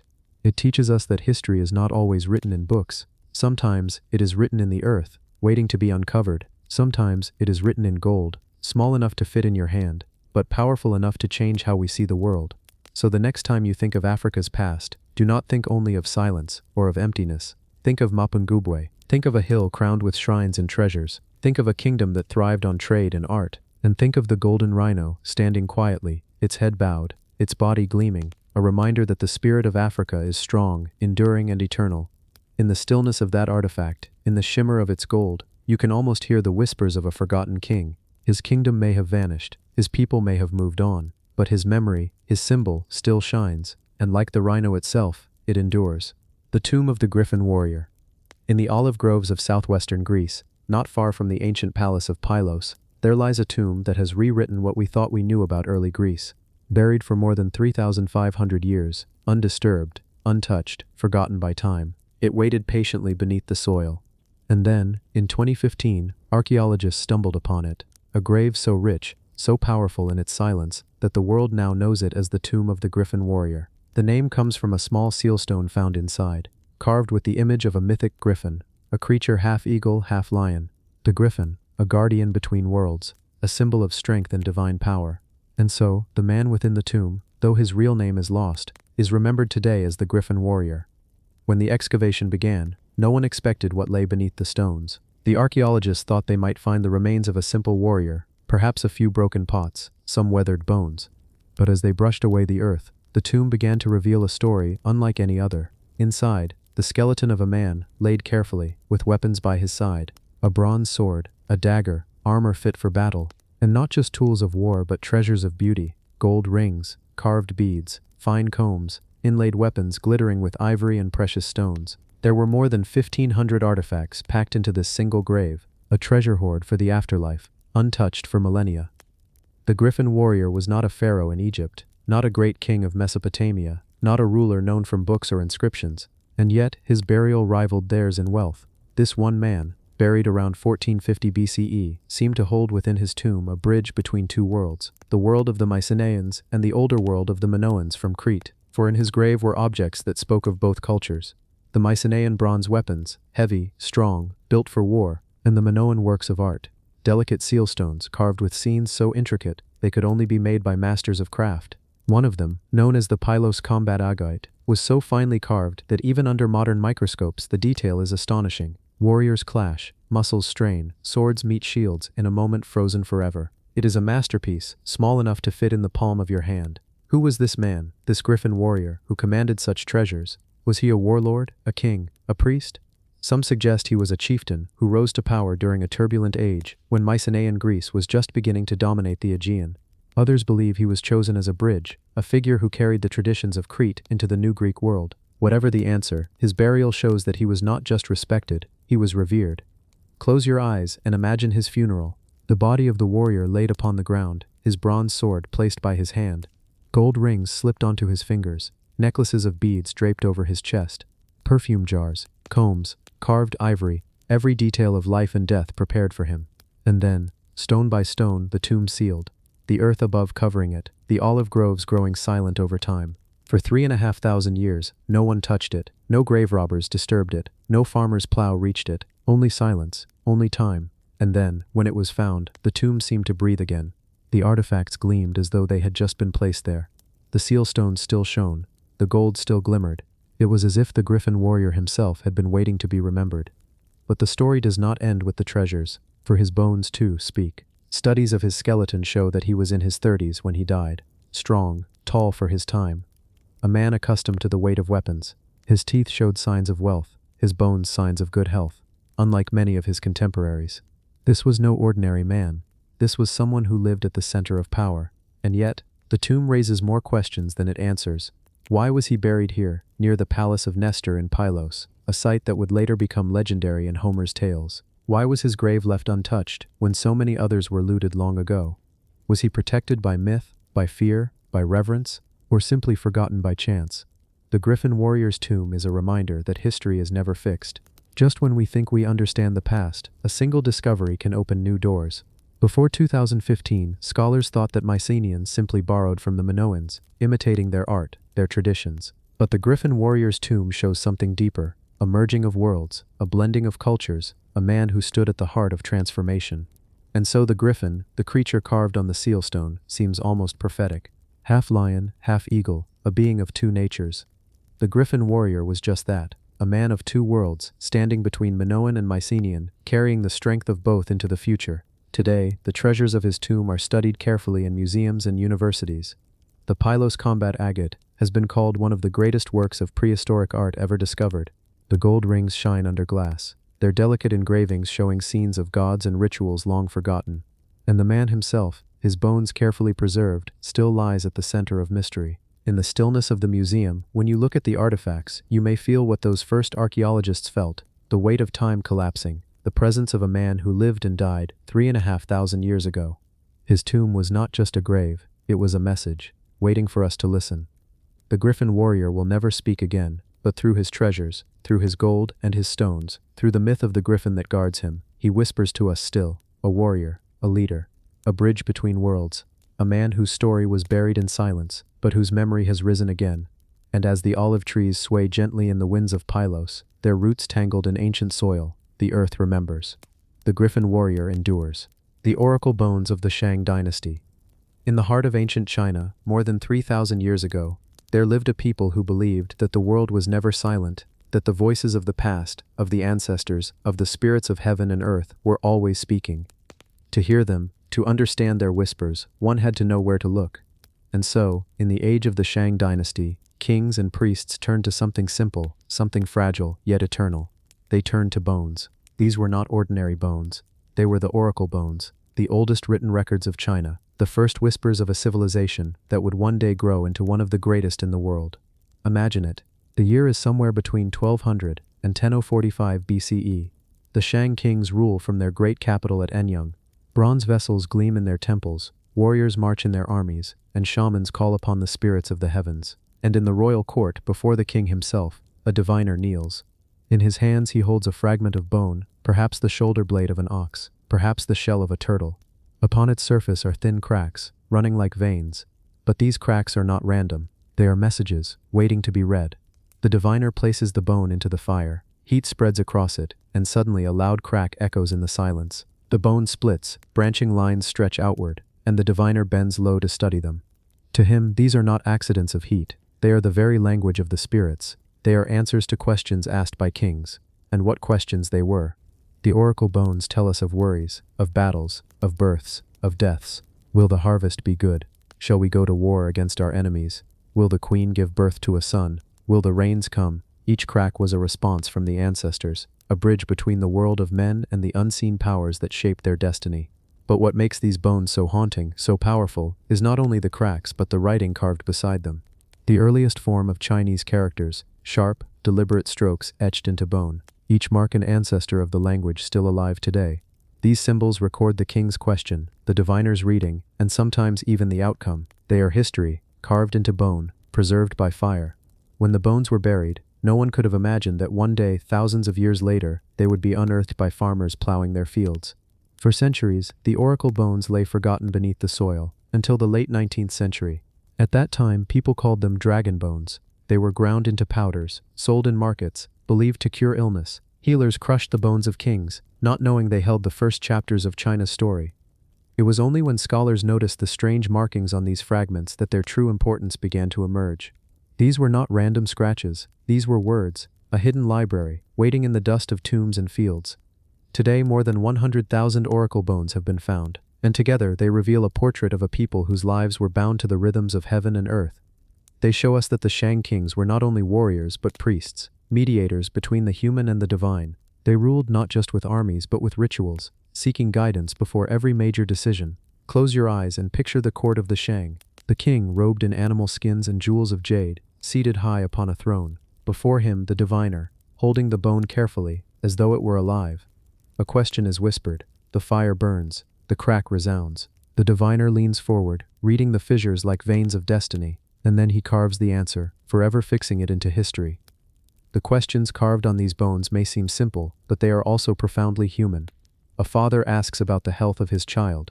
A ruler asks whether his army will be victorious. A farmer asks whether the rains will bless the soil. Beneath the weight of ritual and ceremony, we see the same hopes and fears that fill human hearts today. And yet, there is something eerie about the silence of these bones. For we can read their words, but we cannot hear the voices that once spoke them. The cracks, the strokes of the knife, the fire's breath, all of it is gone. What remains are fragments, thousands of small windows into a world both familiar and strange. Some of the oracle bones still carry the smell of fire, some are stained dark with age. On them the characters are sharp, as if carved yesterday. You can trace the lines with your finger and feel the hand of a scribe who lived 3,000 years ago. It is like touching time itself, but beyond their beauty and mystery, the oracle bones carry weight. They show us the earliest form of bureaucracy, of government guided not only by power, but by ritual. They reveal that the Shang believed deeply in the power of ancestors, that the dead continued to influence the living. To rule a kingdom was to consult those who had come before. Even now, scholars study the characters on the bones. Some have transformed directly into the words of modern Chinese. Others remain undeciphered, shadows of meanings lost. Each bone is a puzzle, a piece of a language still alive, but forever changing. And perhaps most mysterious of all is the thought of how many bones still lie beneath the earth, buried in tombs yet undiscovered. Entire histories, whole conversations with the gods, waiting in silence. The oracle bones are not merely relics. They are voices, voices of kings and priests, of mothers and fathers, of a people who believed that every crack in a bone could carry the weight of the world. And as you listen to them, even now across the gulf of time, they remind us that the questions of the past are not so different from our own. Will the harvest be good? Will the rains come? Will the future be kind to us? Questions carved in bone, questions whispered into fire, questions that echo still, unanswered, yet eternal. The oracle bones of the Shang dynasty are more than archaeology. They are the heartbeat of the world's oldest living civilization, captured in fragments of bone and shell. They remind us that to seek meaning in the universe is as old as humanity itself. And as long as we keep asking, perhaps the spirits still listen. The royal tombs of Urs, in the land between two rivers, the Tigris and the Euphrates, there once rose a city so ancient, so powerful, that its very name became a whisper of the dawn of civilization. This was Ur, a jewel of Mesopotamia, a place where kings ruled, priests prayed, and treasures glittered beneath the desert sun. But beneath the soil of Ur, hidden for thousands of years, there lay something even greater, something that would astonish the modern world when it was uncovered in the 1920s. These were the royal tombs of Ur, vast burial chambers filled with unimaginable riches, golden headdresses, silver lyres, lapis lazuli beads, jeweled daggers, and ornaments that seemed to hold the light of the ancient world. Close your eyes for a moment and picture it. The year is around 2600 BCE. The city of Ur is alive with the sounds of markets and temples, the chants of priests rising toward the ziggurat, that massive stepped pyramid that towered over the city. But just outside this bustling life, in the sacred burial grounds, something solemn is taking place. A king has died, a queen has passed, and with them, not only their treasures, but their followers, their attendants, their soldiers, even their musicians, are being led into death. For the royal tombs of Ur were not simple graves, they were entire worlds beneath the earth. Great pits carved into the soil, where rulers were laid to rest with everything they might need in the afterlife. Their treasures, their chariots, their animals, and most haunting of all, their people.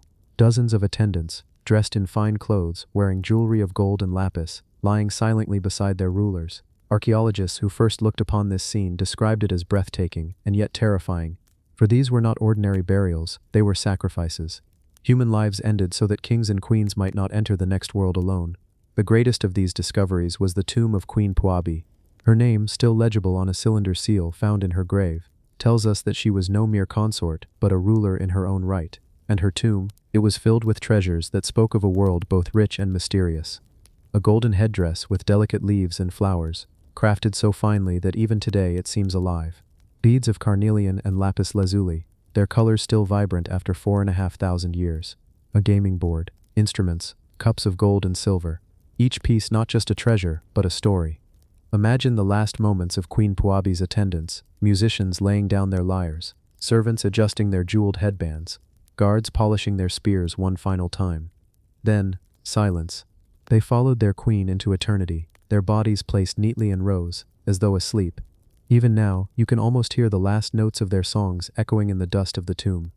When Sir Leonard Woolley, the archaeologist leading the excavations in the 1920s, uncovered these chambers, he was stunned. No one had ever seen burials like this, and the world, reading the reports, was equally astonished. It was as if the tombs had been sealed yesterday. So vivid were the treasures, so haunting the scenes, and yet the royal tombs of Ur are more than a collection of riches. They are windows into the heart of the world's first great civilizations. They show us a people who believed that life and death were not separate, but one, that the afterlife was a continuation of this world, and that rulers should carry with them their wealth, their power, and their people into the next. There is a rhythm to these discoveries. A harp of silver and gold, silent for millennia, still carries the shape of strings that once filled the air with music. A golden cup, dulled by time, still glimmers faintly when light strikes its edge. Jewelry once worn by living women now lies frozen in earth. Objects meant to be touched, to be used, to be admired, trapped in silence, waiting for thousands of years to be found again. But there is also unease. For what we see in the tombs is not just beauty, but death. The attendants were not buried by choice. Many of their skulls bear signs of blunt force trauma. Some may have been given poison. They were sacrifices to a system of belief that demanded loyalty beyond life itself. The treasures of Ur also speak of connections that stretched far beyond Mesopotamia. Lapis lazuli from Afghanistan, carnelian from India, gold from distant lands. The tombs show us that even at this early time, the people of Ur were part of a vast, interconnected world, a world of trade, of culture, of exchange, a world far larger than we might expect for 4,000 years ago. And yet, for all the splendor, for all the wealth, one cannot help but feel sorrow when standing before these artifacts today. In the halls of museums, Queen Puabi's headdress glitters beneath artificial lights. Her jewelry is displayed behind glass. Her attendants, who gave their lives to follow her, lie in silence. What once was ritual, sacred and alive, is now archaeology. Still, when you look closely at the treasures of Ur, you cannot help but feel the heartbeat of a civilization long gone.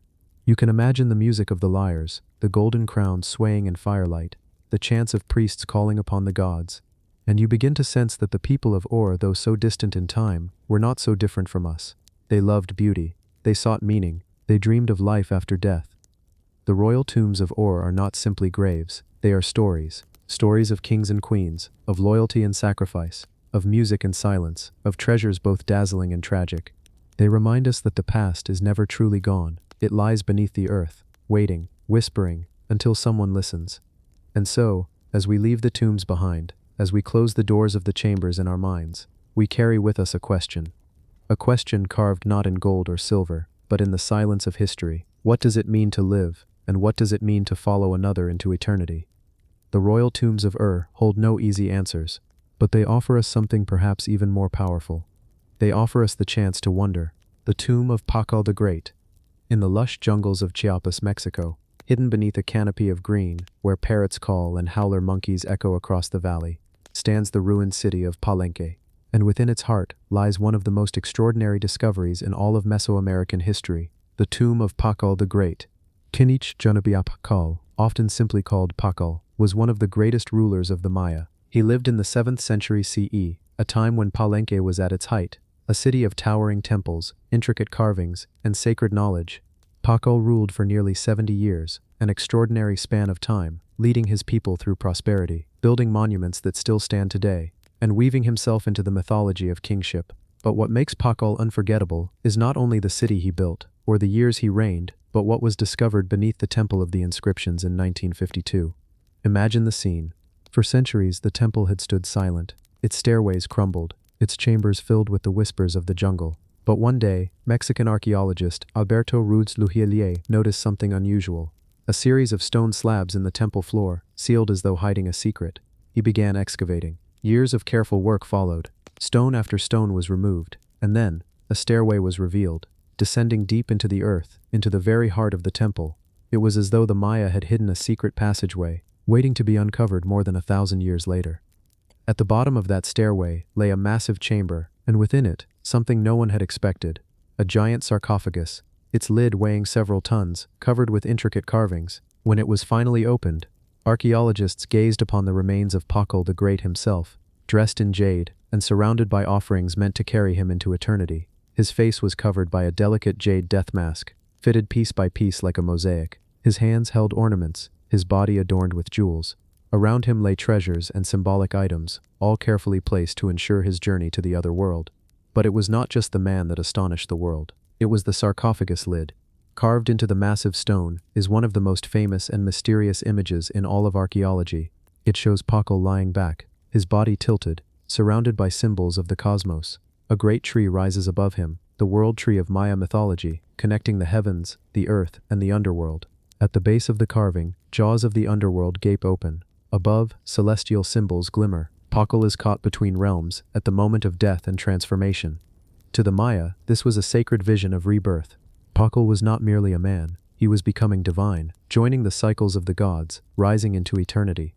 The carving was a map of his journey into the afterlife, a promise that death was not the end, but a passage.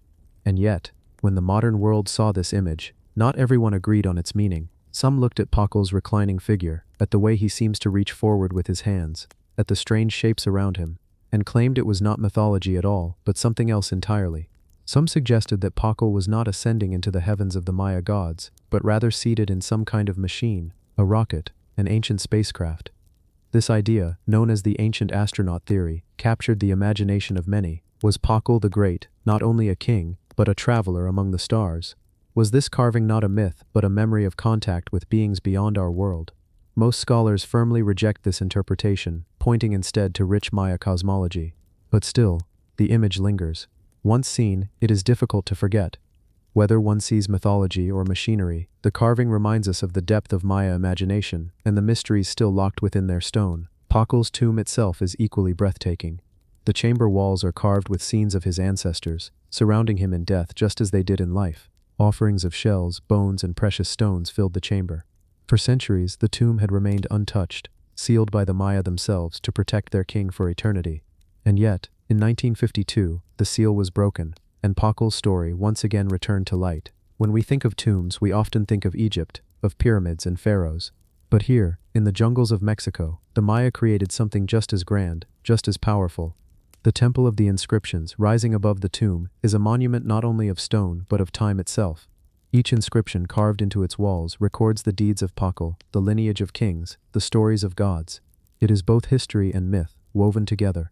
Close your eyes and picture it. The year is 683 CE. The city of Palenque mourns, the great ruler Pakal is gone. Priests chant, incense burns, drums echo through the plaza. Slowly, carefully, his body is carried into the temple, down the hidden stairway, into the chamber prepared for him. He is laid into the sarcophagus, dressed in jade, his mask covering his face. The lid is lowered, sealing him into eternity.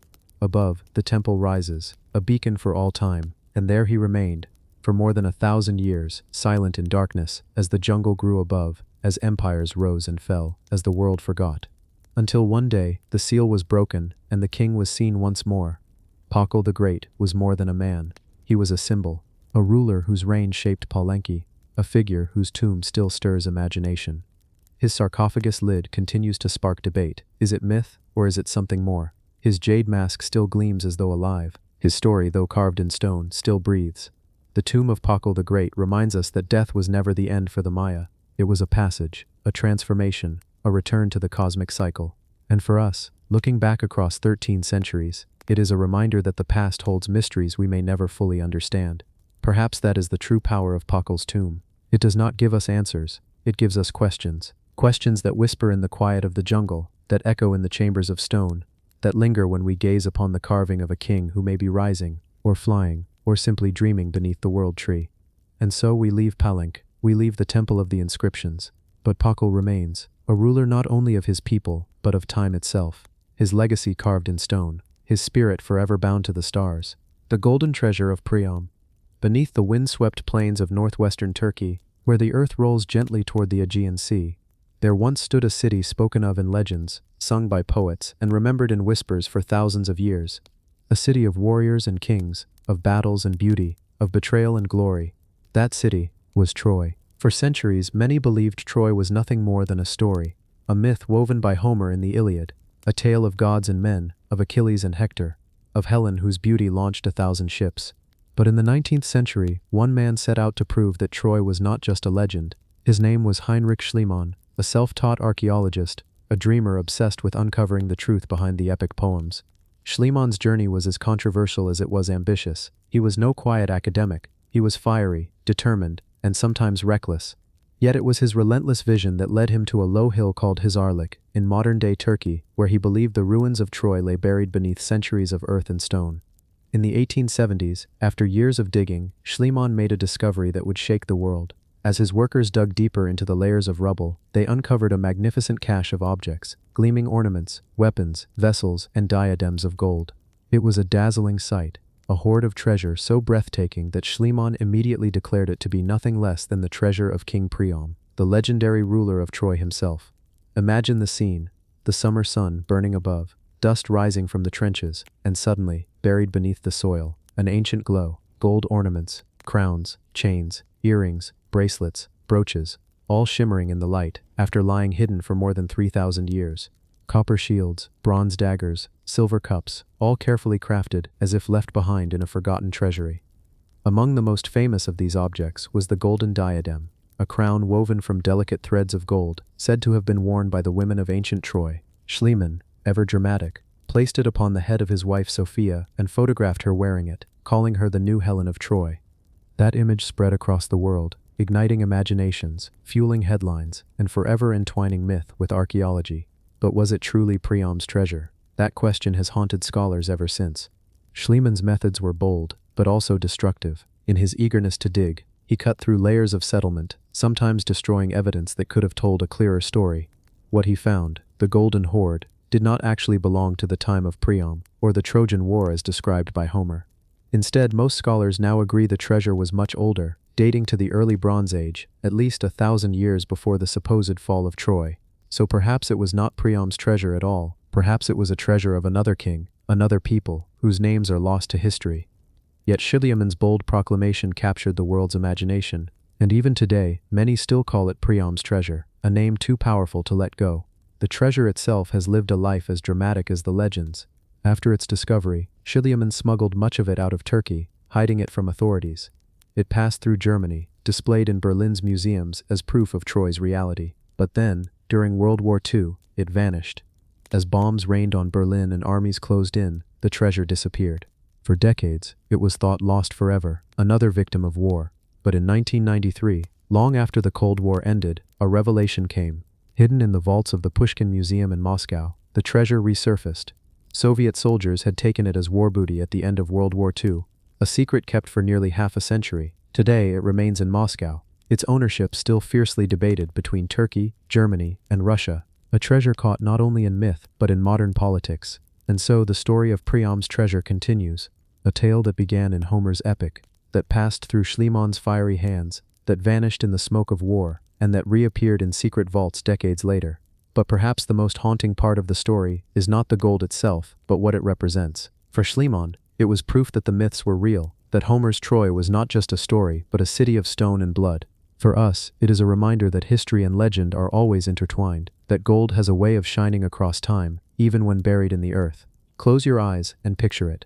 A small hill in Turkey, a man driven by dreams, scraping away the soil, and then, suddenly, a gleam, the gleam of gold that had not seen the sun for 3,000 years. The gleam of a treasure that may not belong to Priam, but that still whispers of Troy. The diadems, the cups, the weapons, they tell us of a people long gone, of craftsmanship unmatched, of wealth and power that once flowed through the ancient Aegean world. Whether Priam's or not, the treasure is a bridge between myth and archaeology, between story and fact, between the world of Homer and the soil beneath our feet. And so, the treasure of Priam remains more than just objects of gold. It is a symbol of humanity's endless quest to uncover its past, a symbol of our fascination with myth, with glory, with the shining fragments of lost worlds. Perhaps in the end, it does not matter if the gold truly belonged to Priam. What matters is that it was found, that it was saved from the silence of the earth, that it continues to speak, in whispers, in legends, in the quiet halls of museums where it waits. The golden treasure of Priam is not just a discovery, it is a story of obsession, of myth, of loss and rediscovery, a story that reminds us that somewhere beneath our feet, in hills and valleys, in forgotten ruins and silent mounds, treasures still wait, treasures that shine not only with gold, but with the light of memory. The golden hat of Schifferstadt. In a quiet German town called Schifferstadt, where the fields ripple gently with the wind, and the soil has witnessed centuries of footsteps, a discovery was made that still glimmers like sunlight caught in ancient memory. Beneath the earth, in 1835, 3 farmers unearthed something extraordinary. Not a sword, not a crown, not a treasure chest, but a tall, conical hat of pure gold. It was delicate, yet dazzling. Thin sheets of hammered gold, patterned with mysterious rings, dots and bands. Standing more than 30 centimeters tall, this golden hat was unlike anything ever seen before. It was no ordinary object of decoration. It was something far older, far stranger, and far more mysterious. This artifact, now known as the Golden Hat of Schifferstadt, belongs to the Bronze Age. More than 3,000 years ago, when Europe was still a land of forests, rivers, and small tribal communities. But the hat itself was not made for everyday use. It was too fragile, too precious, too unique. It carried symbols, patterns, and knowledge that scholars believe held cosmic meaning. When you look closely at the hat's surface, you see rows of repeating sun disks, rings, and dotted lines. They are not just decorations, they are calculations. Hidden within these symbols is a prehistoric calendar, capable of tracking the cycles of the sun and moon, predicting eclipses, and guiding agricultural life. Imagine that for a moment. In a time before books, before compasses, before writing even reached much of Europe, a community of Bronze Age people crafted a golden object that served not only as a ritual headdress, but also as a portable observatory of the heavens. Whoever wore it carried with them the knowledge of the stars. But who wore such a hat? Most scholars believe it was the priests, the shamans, the astronomers of the Bronze Age world. They were not kings in the sense we imagine, but they held a different kind of power, the power to read the skies, to predict the rhythms of time, to declare the days of planting and harvest, of ritual and rest. To their people, they were mediators between earth and sky, between the human world and the divine. Picture it now, a summer solstice evening. The air is still, the tribe gathers around a great fire. And emerging from the shadows comes a figure clad in ceremonial robes, their face half lit by the flames, a towering golden hat shimmering in the firelight. Every movement catches the glow, reflecting the sun and the stars. To the people, this was not just a man or woman. This was a vessel of cosmic knowledge, someone who carried the sun itself upon their head. The Golden Hat of Schifferstadt is not alone. Over the years, other similar hats have been found across Europe, in Berlin, Avanton, and Ezzelsdorf. Each one carries its own patterns, its own coded system of time. Together, they suggest a wide cultural network in Bronze Age Europe, a shared belief in the sun, in cycles, in the sacred connection between humanity and the cosmos. And yet, the mystery remains. How did these people, without telescopes, without written mathematics, manage to encode such precise astronomical knowledge into gold? Were these the first scientists, their wisdom cloaked in ritual? Or was this knowledge passed to them from older civilizations, now forgotten? The Schifferstadt hat was discovered buried upside down, as if deliberately placed into the ground as an offering.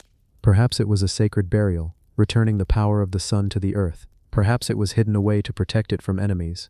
Or perhaps, as some whisper, it was part of a ritual in which the hat was never meant to be worn again, only given back to the gods. When the farmers first found it, they thought it was simply a strange golden pot. They had no idea they had uncovered one of the greatest treasures of Europe's deep past. Today it rests in a museum, carefully guarded, still gleaming with the same golden brilliance that once mesmerized its ancient people. But when you stand before it, you feel something more than just admiration for its beauty. You feel its weight, not physical, for it is light, but symbolic. It carries within it the dreams of an age long before us, the desire to understand the sky, the longing to connect with the sun, the moon, the stars, the eternal human urge to find order in the heavens. Close your eyes and imagine yourself back in that time, the forests stretching endlessly, the rivers cutting paths through the land, the nights filled with stars brighter than we can see today, and in the center of it all, a figure crowned in gold, reading the sky like a book, guiding the people with knowledge preserved in shining metal. The golden hat of Schifferstadt is more than a hat.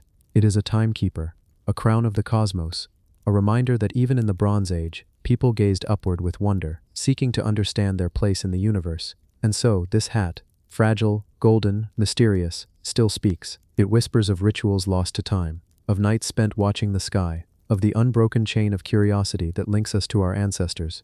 For even today, as we peer through telescopes and send probes into space, we are still doing what they once did, searching the heavens, measuring the cycles, trying to bring the vastness of the cosmos into the palm of our hands. The golden hat is proof that long before our modern calendars and machines, humans found their own way of keeping time, and in doing so they left behind not just an artifact, but a golden reminder of our eternal dance with the stars. The idol of Kamakya. High on the hills of Nilachal in Assam, where the mist curls over the ancient stones and the sound of bells mingles with the chants of pilgrims, lies one of India's most mysterious and powerful sacred sites, the Kamakya Temple. Unlike other temples, where gods and goddesses appear in human form, here the divine is worshipped in an ancient, elemental way, and deep within its dark inner sanctum rests an idol, not of a face, not of a body, but of pure symbol carved into the living stone of the earth itself. This is the idol of Kamakya, a sacred form of the mother goddess, worshipped not as a statue, but as a natural rock, shaped like the yoni, the source of creation. It is not polished, not gilded, not adorned in gold like other idols of the world. Instead, it is raw, timeless, and eternal, a cleft in stone, covered by water that flows throughout the year, symbolizing the ever-living energy of the goddess. For thousands of years, this idol has drawn seekers, priests, kings, and pilgrims. They descend into the sanctum, where the air is heavy with incense and oil lamps flicker against the walls. There is no sunlight here, only the dim glow of flames, the sound of chants, and the constant trickle of water, as if the earth itself breathes in rhythm with the goddess. But what makes the idol of Kamakya so extraordinary is not only its form but the layers of history and mystery that surround it. Some say the temple stands upon one of the Shakti Pithas, the sacred sites where pieces of the goddess Sati fell upon the earth after her fiery death. At Kamakya, it is said, fell her womb, and so the idol here has been revered as the seat of fertility, creation, and cosmic power. This worship stretches back into the ancient past, long before the temple's current walls were built. The cult of Kamakya is believed to be rooted in prehistoric traditions, when the earliest peoples of Assam worshipped the earth and the mother as the source of life. Later, as Hindu traditions evolved, these older rituals merged with the goddess cults, creating a temple unlike any other in India. What does this mean for the idol itself? Unlike statues of gods carved in stone, bronze, or gold, the idol of Kamakya resists definition. It is not a person, not a figure, but a force. A reminder that before gods were imagined in human form, they were felt in the raw powers of nature, in earth, water, fertility, and life itself. Rituals at Kamakya are equally mysterious. Every year during the Ambubachi Mela, the temple closes for 3 days. It is believed that during this time, the goddess herself undergoes menstruation. When the temple reopens, the water flowing over the idol is distributed among pilgrims, sacred and red in hue, symbolizing fertility and renewal. Nowhere else in the world is such a ritual practiced, where divinity is tied so closely to the natural, human cycles of life. Scholars, archaeologists, and mystics alike have tried to trace the true origins of the idol. Was it first worshipped in megalithic times, when earth goddesses ruled the imagination of early tribes? Was it shaped deliberately, or revealed naturally in stone? And why has it endured, through centuries of dynasties, invasions, and changes in faith, when so many other traditions faded into memory? Even today, when you enter the temple, there is a sense that time itself slows. The idol does not dazzle with gold or jewels, but it draws you in with something deeper. A primal, unshaped energy, something that cannot be explained in words but only felt in silence. It is as though the stone itself whispers of beginnings, of the first breath, the first seed, the first dawn of creation. Travelers who have visited Kamakya speak of the unease and awe it inspires. Some call it mystical, others unsettling. For in that dark chamber you do not look upon a face, but into a symbol older than memory, one that speaks of life and death, fertility and destruction, all at once.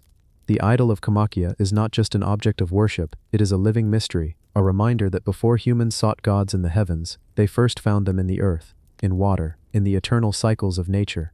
To stand before it is to feel that you are standing at the threshold of creation itself. And so the idol remains, not shaped by the chisel of man, but by the will of time and tradition, covered in flowers, bathed in water, hidden in shadows, and alive in belief. The goddess is not seen, but she is present. Not carved, but eternal, and those who come to Kamakya know, in their hearts, that they are in the presence of something far older than history, far deeper than faith. The idol of Kamakya is not just a stone, it is a portal to the oldest human understanding of the sacred, that life itself is divine, and creation is the greatest mystery of all, the tomb of the Lord of Sipan. In the arid lands of northern Peru, where the desert sands stretch into the horizon and the mountains stand as ancient guardians, there lies a discovery so extraordinary that it has been called the Tutankhamun of the Americas, a tomb that, for centuries, lay hidden beneath layers of earth and silence, until one night in 1987, the world was reintroduced to the splendor of the Mocha civilization. This was the resting place of the Lord of Sipan, a ruler, a warrior, a priest, a man who carried both earthly power and divine authority. His tomb was untouched, unspoiled, and filled with treasures that revealed a world long forgotten. When archaeologists first opened the burial chamber, they were stunned. Before them lay not only the skeletal remains of the Lord himself, but an entire court, preserved in death. Beside him were warriors, servants, women, even a child, all sacrificed to accompany him into the afterlife. There were llamas, buried to carry his spirit on its eternal journey, and all around him, treasures gleamed in the faint light of the excavator's lamps. Gold, silver, turquoise, shells, copper. The room shimmered like the reflection of sunlight on water. He wore a golden headdress, large ear ornaments that glowed in the darkness, necklaces strung with rare stones, and intricate ornaments shaped like warriors, animals, and gods. The richness of the tomb told a story. This was not just a man, this was a living bridge between the Moshe people and their gods. The Moshe civilization flourished along the Peruvian coast nearly 2,000 years ago, long before the rise of the Inca. They were masterful artisans, warriors, and engineers. Their pottery tells us stories of rituals, battles, sacrifices, and daily life. Their temples, built from adobe bricks, rise in tiers against the desert sky, and their burials, like that of the Lord of Sipan, reveal the hierarchy and sacred beliefs that guided their world. The tomb itself was carefully constructed, with layers upon layers of chambers. Each level represented not only wealth, but status, power, and cosmic meaning. For the Moshe, death was not an ending, it was a continuation, a passage into another realm. And for someone of such immense importance, the journey had to be accompanied by everything he might need: food, weapons, ornaments, and the lives of those who served him. What do we learn from this? That the Lord of Sipan was more than a political figure. He was the embodiment of divine power. His attire, reconstructed by archaeologists, reveals him dressed like the Moshe deity of the warrior priest, a godlike figure who ruled over life, death, and sacrifice. Every ornament, every piece of jewelry was symbolic. The peanuts buried with him, some of gold, some of silver, represented the male and female principles, life and fertility, sun and moon. The crescent-shaped ornaments symbolized the heavens, while the turquoise stones represented water, so vital in the dry deserts where the Moshe lived. The discovery of the Lord of Sipan's tomb was nothing short of miraculous. For decades, grave robbers had looted countless Moshe sites, erasing the past for quick profit. But somehow, this tomb remained sealed, waiting patiently for its story to be told. And when it was finally uncovered, it transformed our understanding of ancient Peru. Imagine for a moment the scene. Archaeologists, digging carefully under the Peruvian night, brushing away centuries of sand, the sudden glint of gold, the realization that they were standing before a burial untouched since antiquity, the silence broken only by their own breaths, as history itself unveiled its treasures.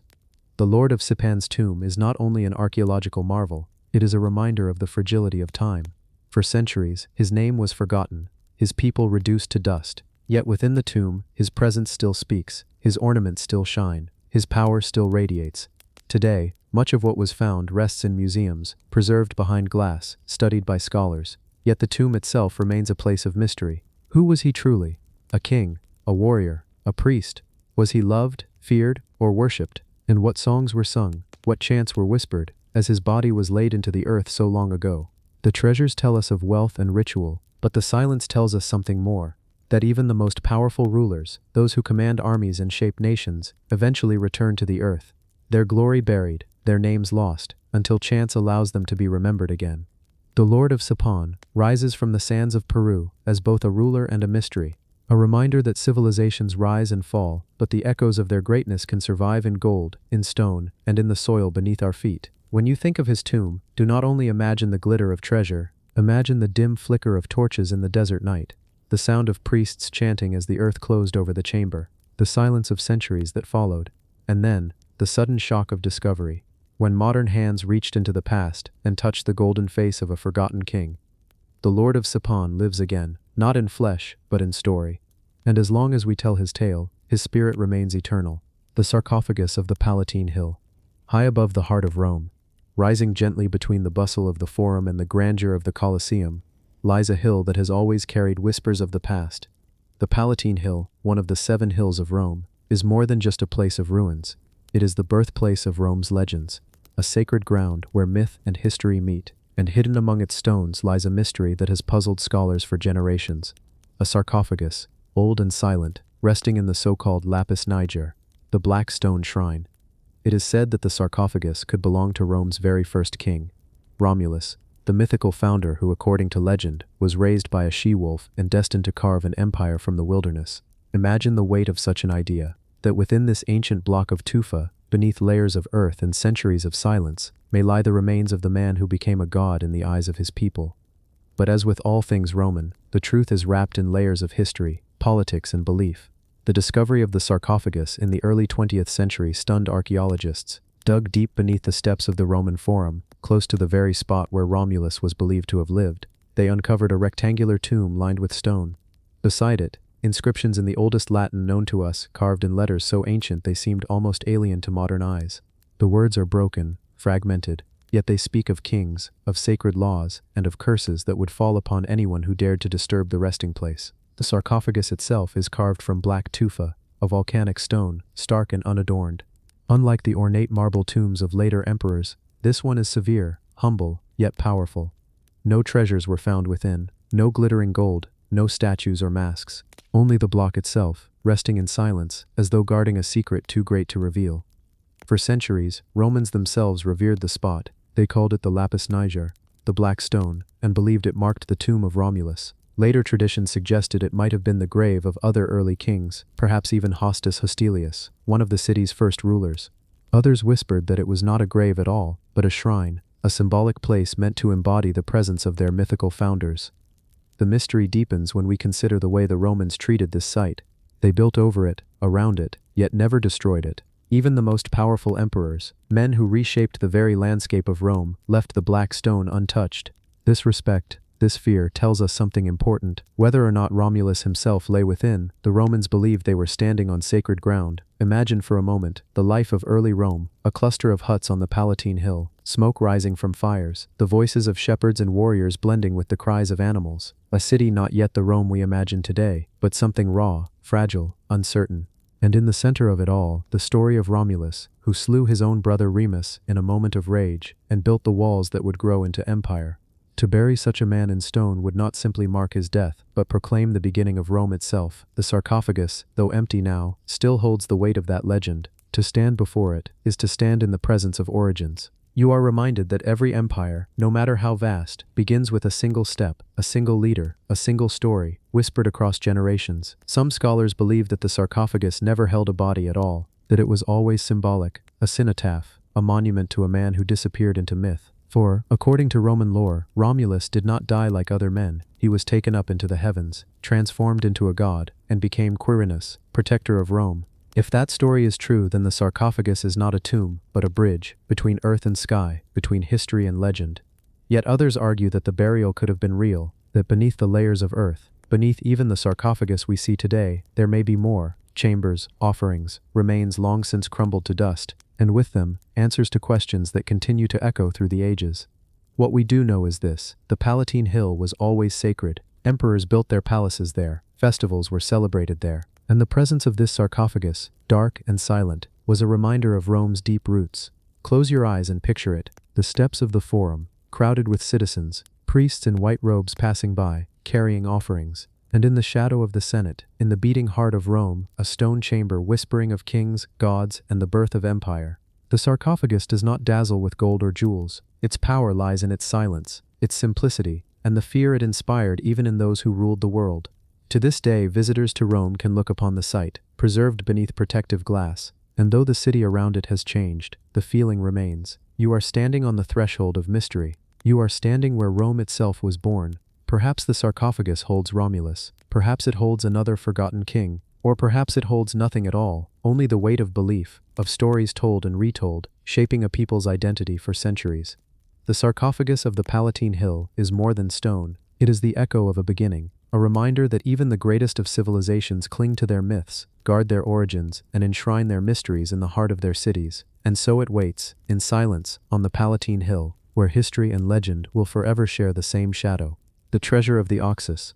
Far to the east, where mountains meet desert, and rivers carve their way through ancient lands, there lies a treasure whose very name shimmers like gold in the memory of history. It is called the treasure of the Oxus, a hoard of dazzling artifacts, buried for centuries along the banks of the great Oxus River, in the land once known as Bactria, today spread across Afghanistan, Tajikistan, and Uzbekistan. The Oxus treasure is not simply a collection of golden objects, it is a story of empire, of faith, of artistry, and of the delicate hands that shaped metal into symbols of eternity. It is a window into the Achaemenid Persian world, into the heart of a civilization that stretched from the Mediterranean to India, binding countless peoples beneath one great rule. Imagine for a moment the river itself, broad, powerful, endless, its waters carrying not just life, but memory. Along its banks, in the 4th century BC, stood temples, caravans, markets alive with voices in many tongues. Traders from India brought spices and ivory. Nomads from the steppes carried horses and wool. And somewhere, in this place of mingling cultures, treasures were offered, hidden, lost, and rediscovered 2,000 years later. When the hoard was first brought to light in the late 19th century, its beauty stunned the world. Hundreds of items, cups and bracelets, plaques and amulets, coins and figurines, crafted from gold, silver, and precious stones. Each piece told its own tale, and yet together they formed a symphony of empire. There were armbands shaped like winged griffins, creatures of myth stretching their claws as if to guard the wearer from unseen dangers. There were delicate plaques stamped with images of priests, soldiers, and kings, as though capturing the very heartbeat of Persian power. There were coins, their faces bearing the likeness of rulers who once commanded armies that shook the earth.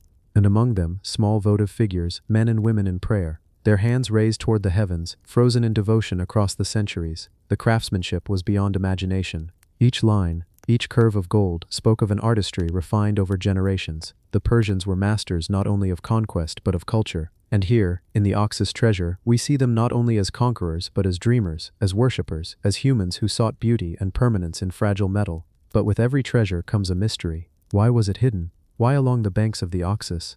Some believe it was an offering, a gift to the gods of river and sky. Perhaps a temple once stood there, its sanctuaries filled with votive offerings of gold, left by pilgrims seeking divine favor. Others imagine a caravan, attacked by raiders forced to bury its wealth in haste, never to return.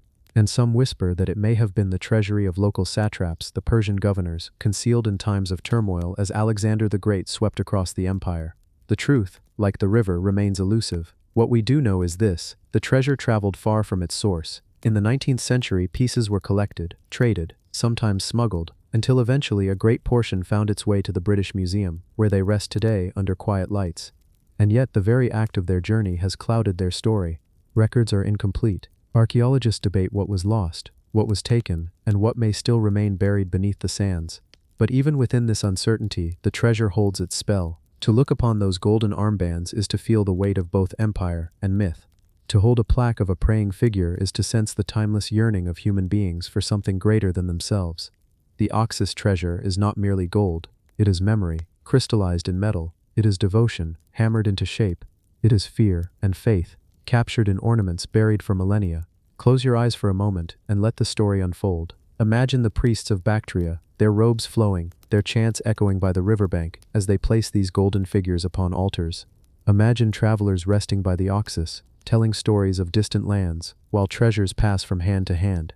Imagine the moment of hiding, the fear, the silence, the hurried burial, and the long centuries of sleep beneath the earth.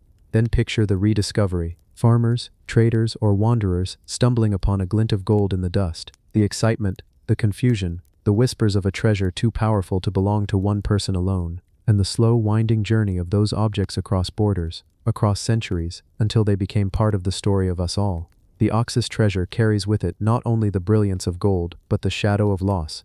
For while the artifacts survive, the full truth of their origin is gone. Like the river, history flows forward, carrying with it fragments of the past, but never the whole. And yet perhaps that is the point, that in mystery, in uncertainty, the treasure still breathes. It invites us not just to marvel at its beauty, but to wonder at its silence.